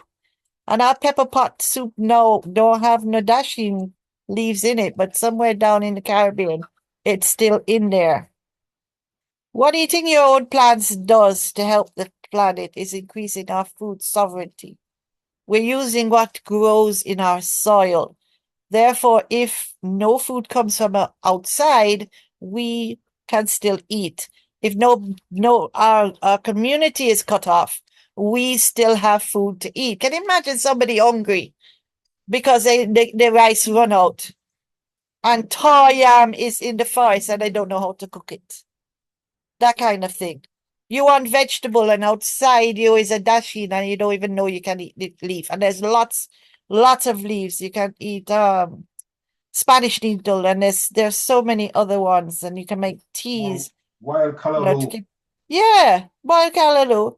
Well, callaloo I didn't mention because everybody know callaloo, but yes, put the callaloo with the moringa with the purslane. No, Put your Dr. pepper in it. Michelle, Yes. I'm just saying, wild callaloo, the one that just grow Oh wild. yes, it's still callaloo. Sorry, That's a healthy, that very is healthy true. alternative. That's true. It's not just the bought callaloo. There's callaloo that is growing wild that you can also use. So you find out how to cook it. Then you learn what you can make from it. Bamboo to biochar, bamboo also makes charcoal cloth. Then all kind of things you can make from bamboo, from furniture to your own building. Right? The only thing about bamboo you have to realize that if you're going to use it, like for yam sticks, you have to kill the bud, or else when you eat the yam, you have a bamboo forest. Okay? So you just have to know these little things about the plant. You learn about them. Yogurt. People can make yogurt at home, and that will be live yogurt, which will be good for you rather than the dead yogurt. Essential oils. And if this interests you, you choose subjects.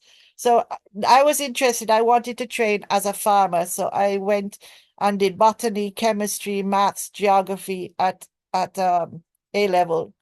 And then at UE, I did a double major in botany and geography, and then went into biotechnology. So I looked out those subjects that interested me. One, I think it was in crop physiology or plant physiology, they did tissue culture, one lab, and I was hooked.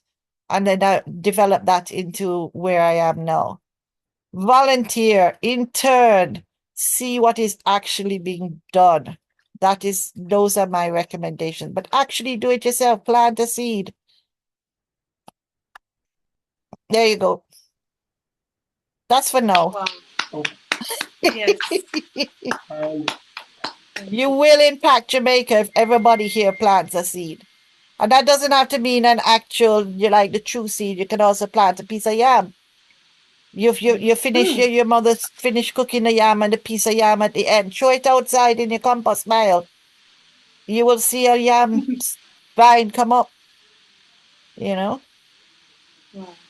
Or Thank come you, and get a tissue culture yam from me and plant it at home in a guys. pot. You're here.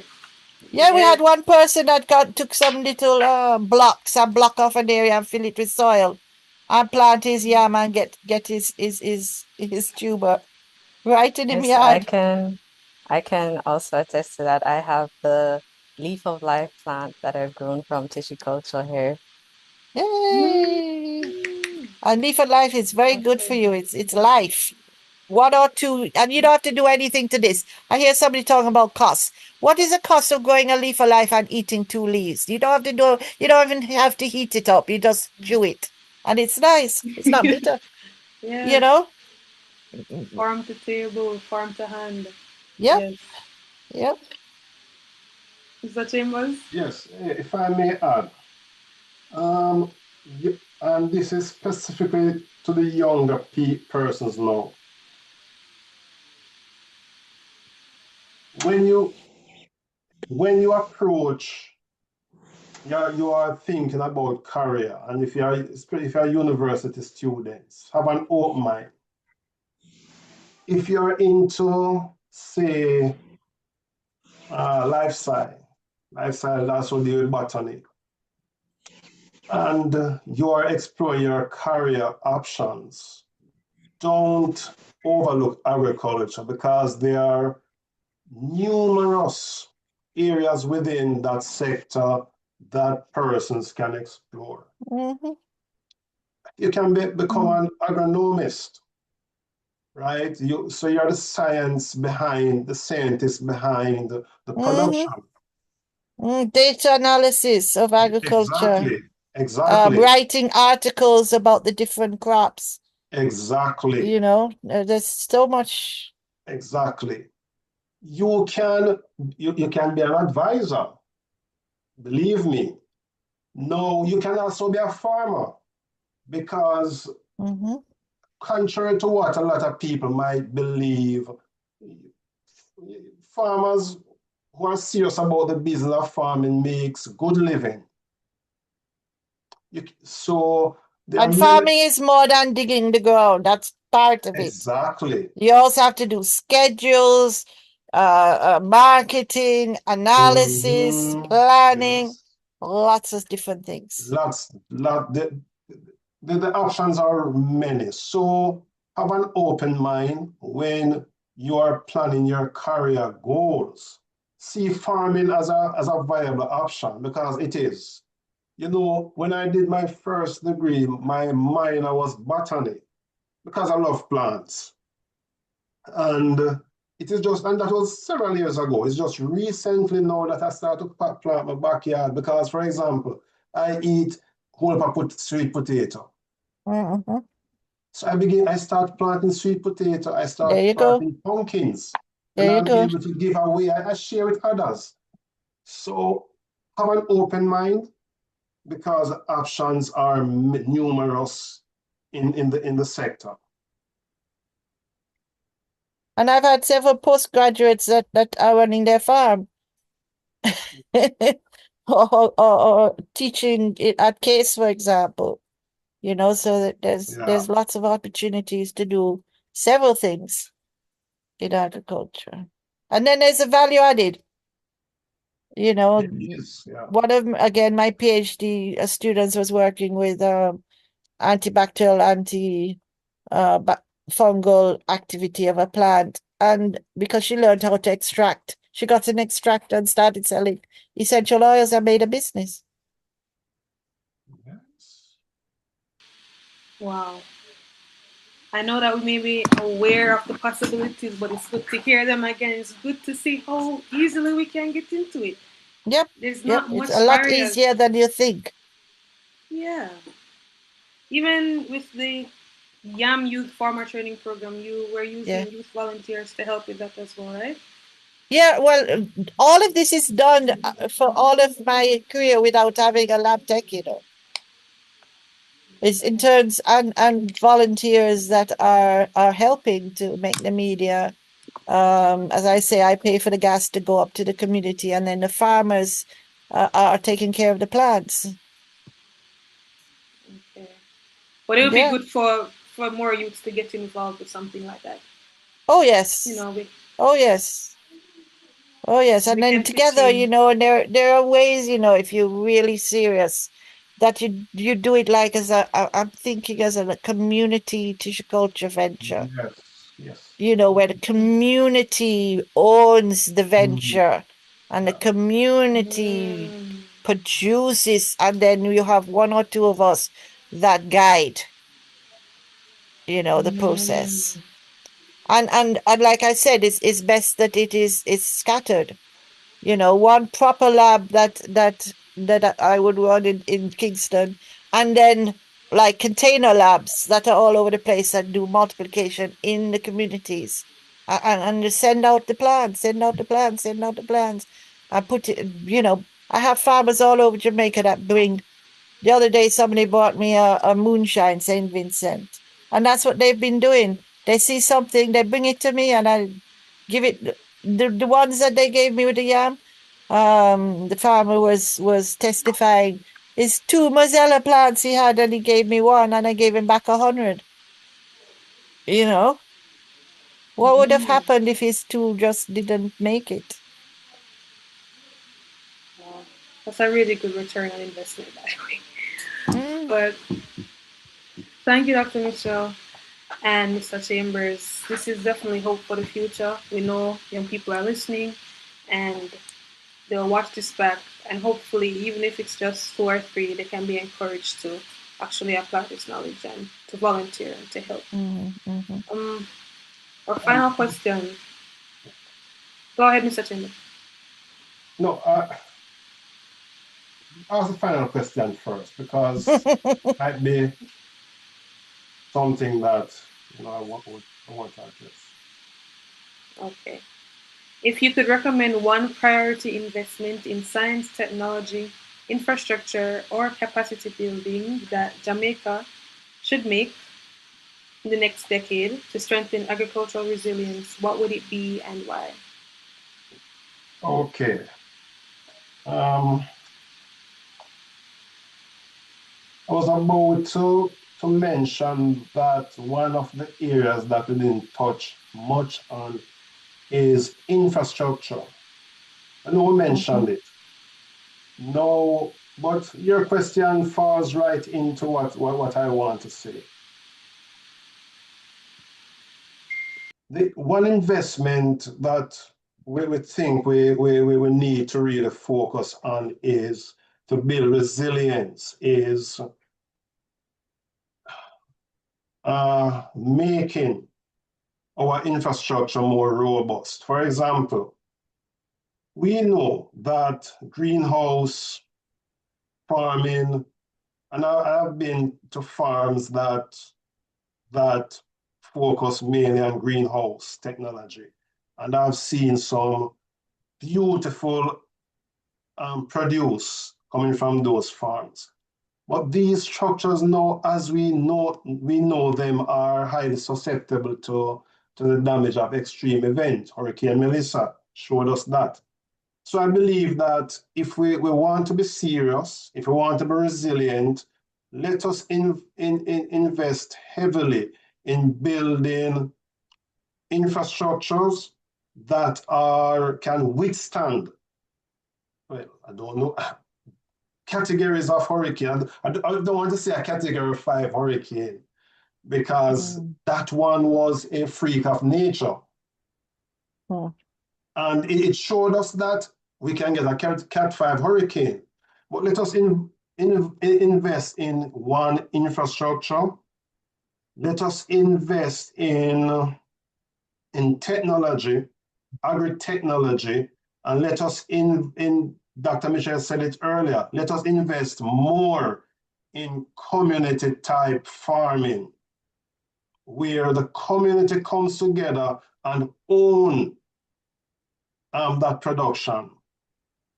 And perhaps, over the next 5-10 years, we would see our sector becoming resilient. And also let us invest in training those who are in university, those who are in the community college, who are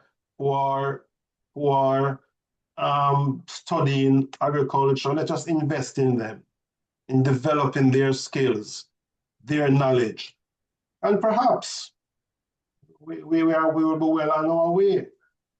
And even irrigation, let us invest in these things. All right. So, first of all, your greenhouses you're talking about, are they glass or they're shade material?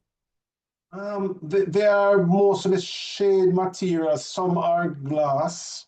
Right. So the glass houses are greenhouses, and the Yes, shade some are material is glass. shade houses. Yes. And my farmers, their recommendation is to design the shade house in a way that it can be collapsed easily. Ah. because once it is collapsed Yes. easily and put down on the ground, then you have a lot less problem with the wind. And afterwards, you can easily put it back up. So again, we need to talk with the farmers that have knowledge. And this brings me to something that I just was trying to say, something that we need an investment in that I think the young people can help us with. You have started the initiative. We need an agro science, technology, infrastructure, and all the other ifs that we have been talking about today, journal. But a journal that is not complicated and difficult to get a paper in. Most of our journals are very complicated and hard to publish. We want that little publication about a shade house and how to collapse it easily and what kind of material can be used to make it, and you put it in there as a paper, and all of these other things, ideas that we have, so that, and that journal, trust me guys, it doesn't have to be um paper. It doesn't have to be expensive. It can be like the briefs that we did, that I sent you, 1-2 pages available. Anybody can pick up whichever one they want to look at. But for the big priority investment, I think that is needed is we need a proper seed saving and using system. Seed here including all planting progeny. I have so many students that come up here and the first thing I show them is a ginger plant and they don't know it from the rhizome. They have the ginger and they've never planted it. So these true seeds, yam head, ginger, banana suckers, plus all of these actual seeds. Not talk, but an actual working system that respects and builds on the seed saving habits of our farmers is not draconian. Every time we try to develop a system in Jamaica, we make it draconian.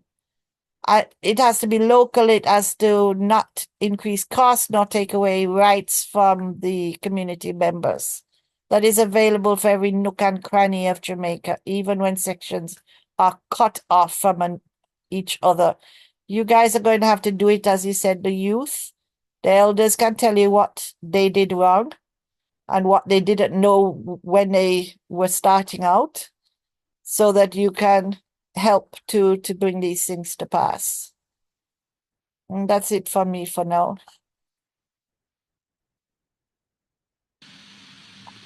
Thank you, Sister Chambers and Dr. Mitchell. We have a lot to think about, but we can do it. We can do it. So as we're coming to a close, we have a second question to the audience. And as mentioned before, you can win a $2,000 gift voucher. So don't be afraid to answer.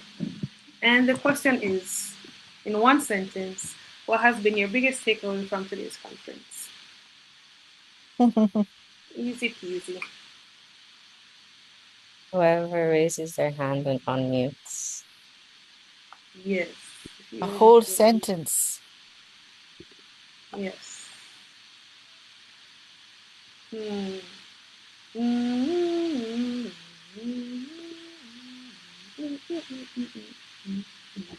Okay, we have Chanel Allen.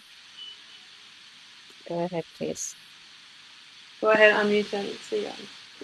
Hi, yeah, I would say that the biggest thing that I've just heard be repeated is that it's kind of our responsibility as young scientists to take the initiative to learn more skills, even if it's starting with just doing agriculture at home, honing skills on your own, being willing to try new things to advance the sector and the field.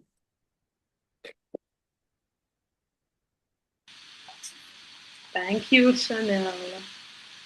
So we have our second winner of the $2,000 gift voucher. And just acknowledge some answers in the chat. Sania Barnes says that agriculture can be resilient when the community is involved. That's a good one. That's a good one. All right. We've made it to almost the end. And it's time to hear from our audience who has been listening. The Q&A. So we mentioned before that you could put it in the chat or you can raise your hand and ask your question to our panelists. So the floor is open to you. I think Dr. Simpson, you had your hand up earlier. Was there something you wanted to ask? Well, not it wasn't a question. It was just to add some commentary because it was on the segment about the future. So all I wanted to have said was for like the young people, one way in terms of the agricultural sector and coining it with STEM is the 4-H clubs that are in most high schools. That's one entry point that they could join those clubs, gain the skills, gain the experience, and it's also linked to a broader umbrella organization, 4-H Clubs of Jamaica, that has a lot of internship opportunities. So that was just something I wanted to add. In addition, to mention that there exists, apart from the tissue culture, there exists a growing trend of vertical farming, which can be Yes, done yes, yes, yes. Trying in to limited. remember. Right, which can be Yeah. done in limited spaces. So if you don't have a big backyard, they're building a lot of high-rise in apartments and so forth. But these are easy, quick solutions, small space, soilless based agriculture that can be done to protect our food security. So just wanted to add those points. Sorry, that's a sound horse. I'm under the weather. Oh, thank you for that tool, Dr. Simpson. We need more tools in our toolbox. Gives us less excuses. Okay. No questions for our I panelists? saw there was a question earlier from Tracy in the chat. Okay. It said, understanding the adding of new seed or planting more or utilizing cover cropping to protect the soil with these as added value, how does it help the local small farmer absorb the cost? Those value additions create more food, but said farmer has limited storage.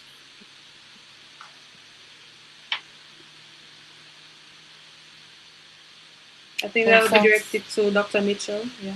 That sounds like you more than one question because the adding of new seed or planting more, you're thinking of a farmer who's trying something new and doesn't know the crop that well. So that would mean doing a little at a time and learning how the plant, because the plant will adapt to different areas differently, and not every plant is suitable. And they do soil tests, but our microclimates require more than soil test. For example, if you're planting on a slope, is it a slope that's getting the morning sun or the evening sun? It's important. So we need some farmer to farmer schools as well, because they understand, for example, which crops you can plant in dark night and which plants you can harvest in dark night. So there's a lot of knowledge there that, again, young people can help to get, but understand it's the farmer's knowledge. You're just helping to make it more available. When you plant more, all right, so let's leave the plant mode because that comes to the end. First of all, the utilizing cover cropping to protect the soil.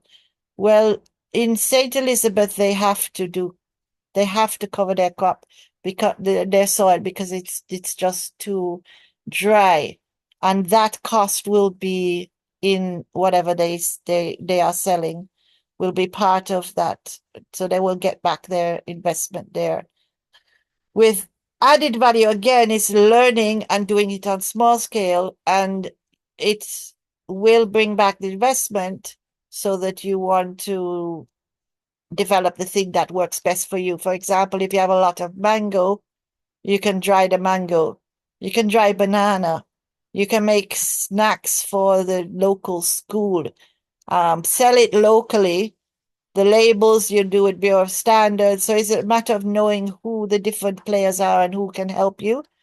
and then you can sell it locally, then you don't have the cost of the have to recoup the cost of transport. So those things are possible. All right, so how does it help the local farmer absorb the cost? That's what I was saying. The most one I see with the limited storage and the planting mouse, you've planted and you try to sell it. I remember one time there was this project. They gave the farmers ginger, they gave them fertilizer, but when it came to buy the crop, even with those inputs, the farmer had already expended more money than they were willing to pay them for the ginger. So if they paid them, they weren't getting anything. They wouldn't do that again. But if they take that ginger and solar dry it, then there's another market. If they go and make, there's ginger tea, there's ginger beer, there's ginger snacks you can make with chocolate. So it's more the knowledge that they need so that they can make those value added, so they can hold on to the value for themselves. Because whenever, each time you move up, there is more money to be gained. And I say this everywhere that I'm allowed to.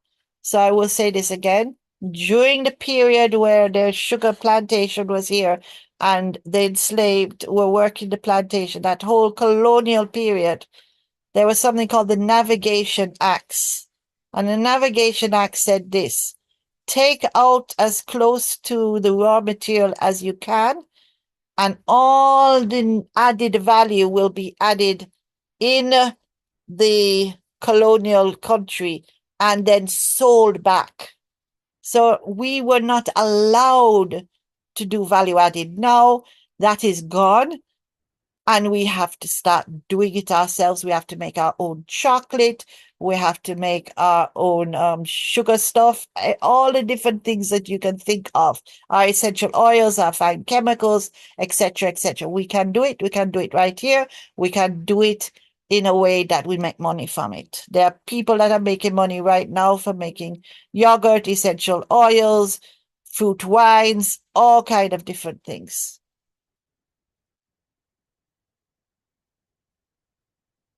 Thank you, Dr. Nacho. For Mr. Chambers, But one question I got for you. Hello? we have a hand up right here. Okay.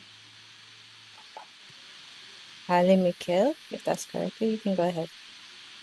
Yes, thank you so much to the panelists, to the hosts, to everyone that is present. I think it was very informative, just listening, and very encouraging to see that we can say that farming is in fashion.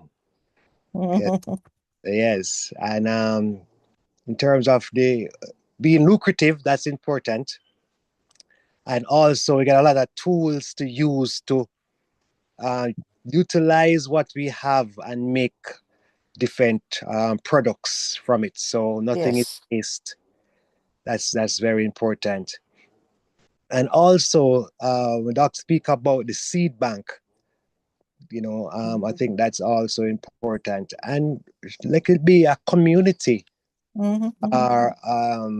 participation, as some should mention. If you plant it as a seedling, then you can give somebody else that has a backyard, and then it can move from the backyard to the farm, and just keeping ecosystem. And I think we as Jamaicans, we know we have climate challenges because it's very global right now. But if each of us do our small part, we can make a big difference. So I learned so much, and I am happy that I have joined this morning. Thank you. Thank you. We're glad that the conference is encouraging and impacting already. All right. Mr. Chambers, there's a question in the chat. It says, what is the feasibility or what limitations are there for implementing sensors for early warning systems directly on farms so that they have the information in case they cannot access the broadcasted information? It depends on the type of early warning system, because if you're talking about for regarding an event, flooding, you don't need that type of system on a farm. It can be in a general area within proximity.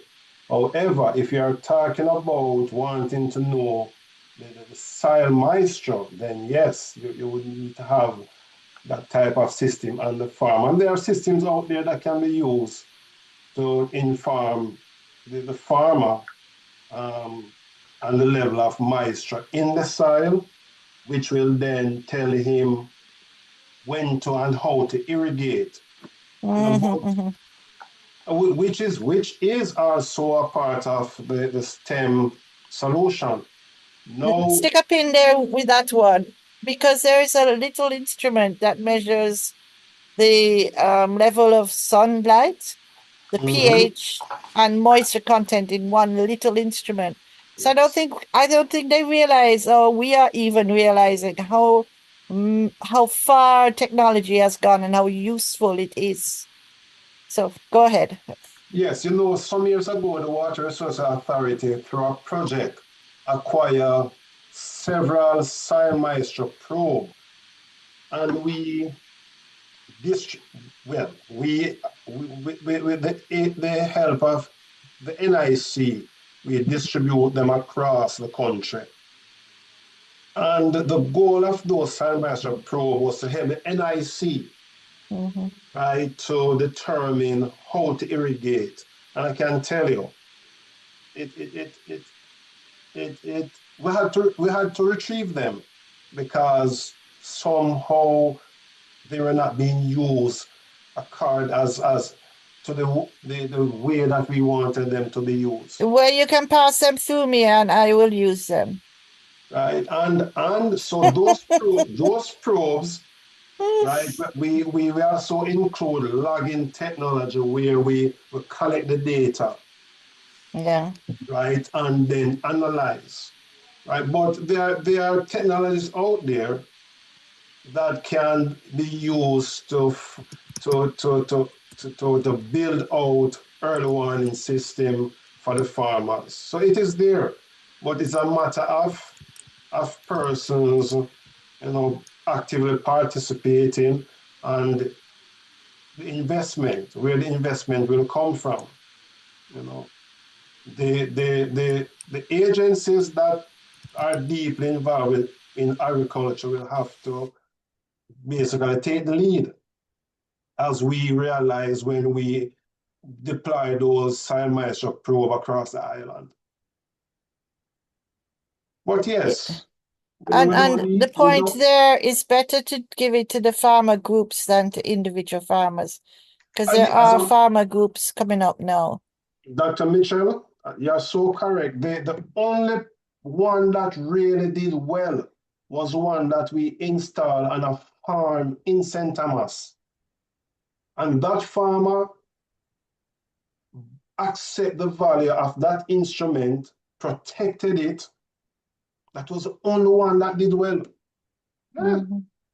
So you're so correct. But yes, we can have early warning system. Doesn't have to be on the farm, unless, as I said, you want to determine soil moisture content to tell you how to irrigate. But it can be in a general area. We're talking about drought and flooding.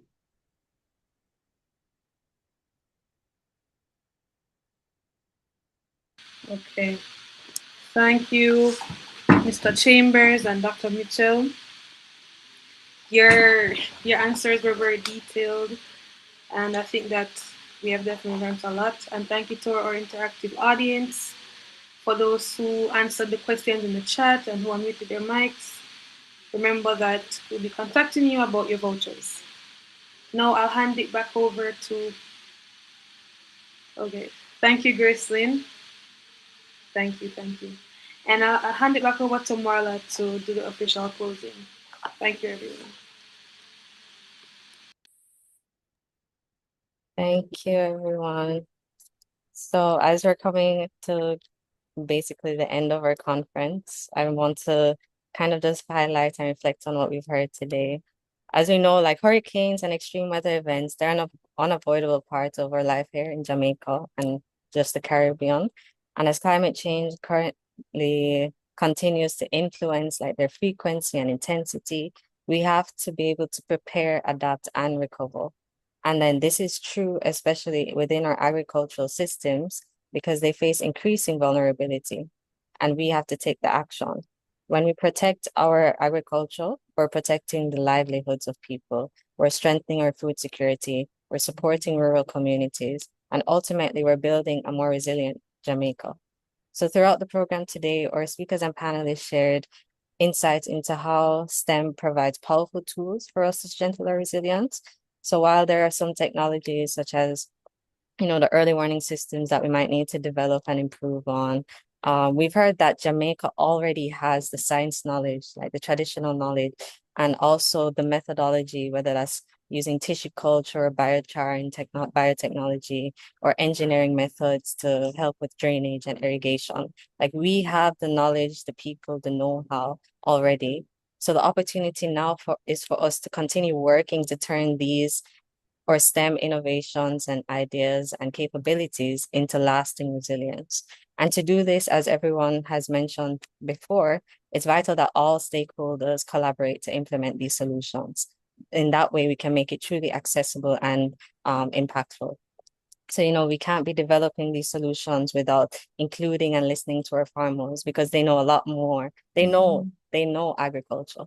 And we can't implement anything without government funding because everything costs. So everyone has to come together to really implement our STEM ideas and solutions so that we can build our agricultural resilience within the island.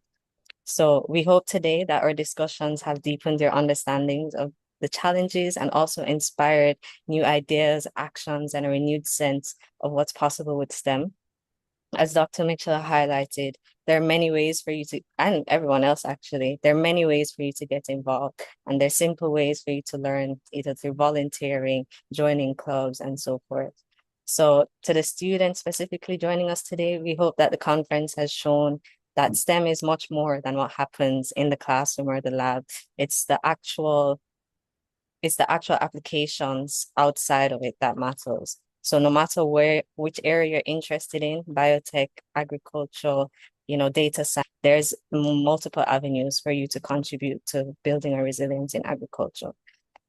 So with this message in mind, I would like to say again, thank you to our panelists and to everyone joining us.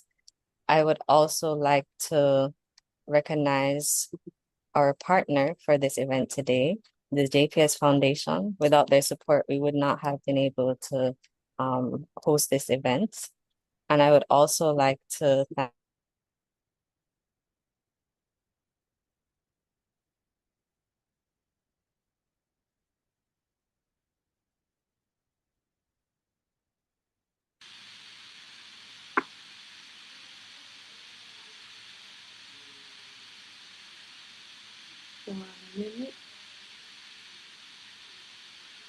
Hello? Marla, you're back. You're back. It's still showing. Can someone confirm? Yes, they are. Thank you. Okay. Okay. Yes, thank you again to our speakers today, Dr. Romario Simpson, Mr. Lance Scott, our panelists, Dr. Mitchell and Mr. Chambers. Unfortunately, we weren't able to discuss with Professor Ben Klabia today, but I know that he would have contributed greatly to this conversation as well. And thank you, of course, to Mrs. Lenica Scott. She is our supervisor for this event, and also the rest of the e-Biome team working behind the scenes to make this event happen. We hope that you'll take away the important message today that we have to work together to really build our resilience using STEM applications. So that concludes our event. I will say before you leave, if you could just scan this QR code and complete a post-event survey, we would really appreciate that. Your feedback will help us, improve future conferences and initiatives, because this isn't the end. We're only just getting started. This is a continuous effort that we're doing. So if you could scan and complete the survey, we'd really appreciate that. But otherwise, that concludes our S.T.E.M Solutions for Agriculture Resilience conference. Thank you once again, and we wish you a great rest of your day. Thank you for having us. Thank you for having us. Thank you. Okay. Thank you. Looking forward to what e-Biome will do next. All right.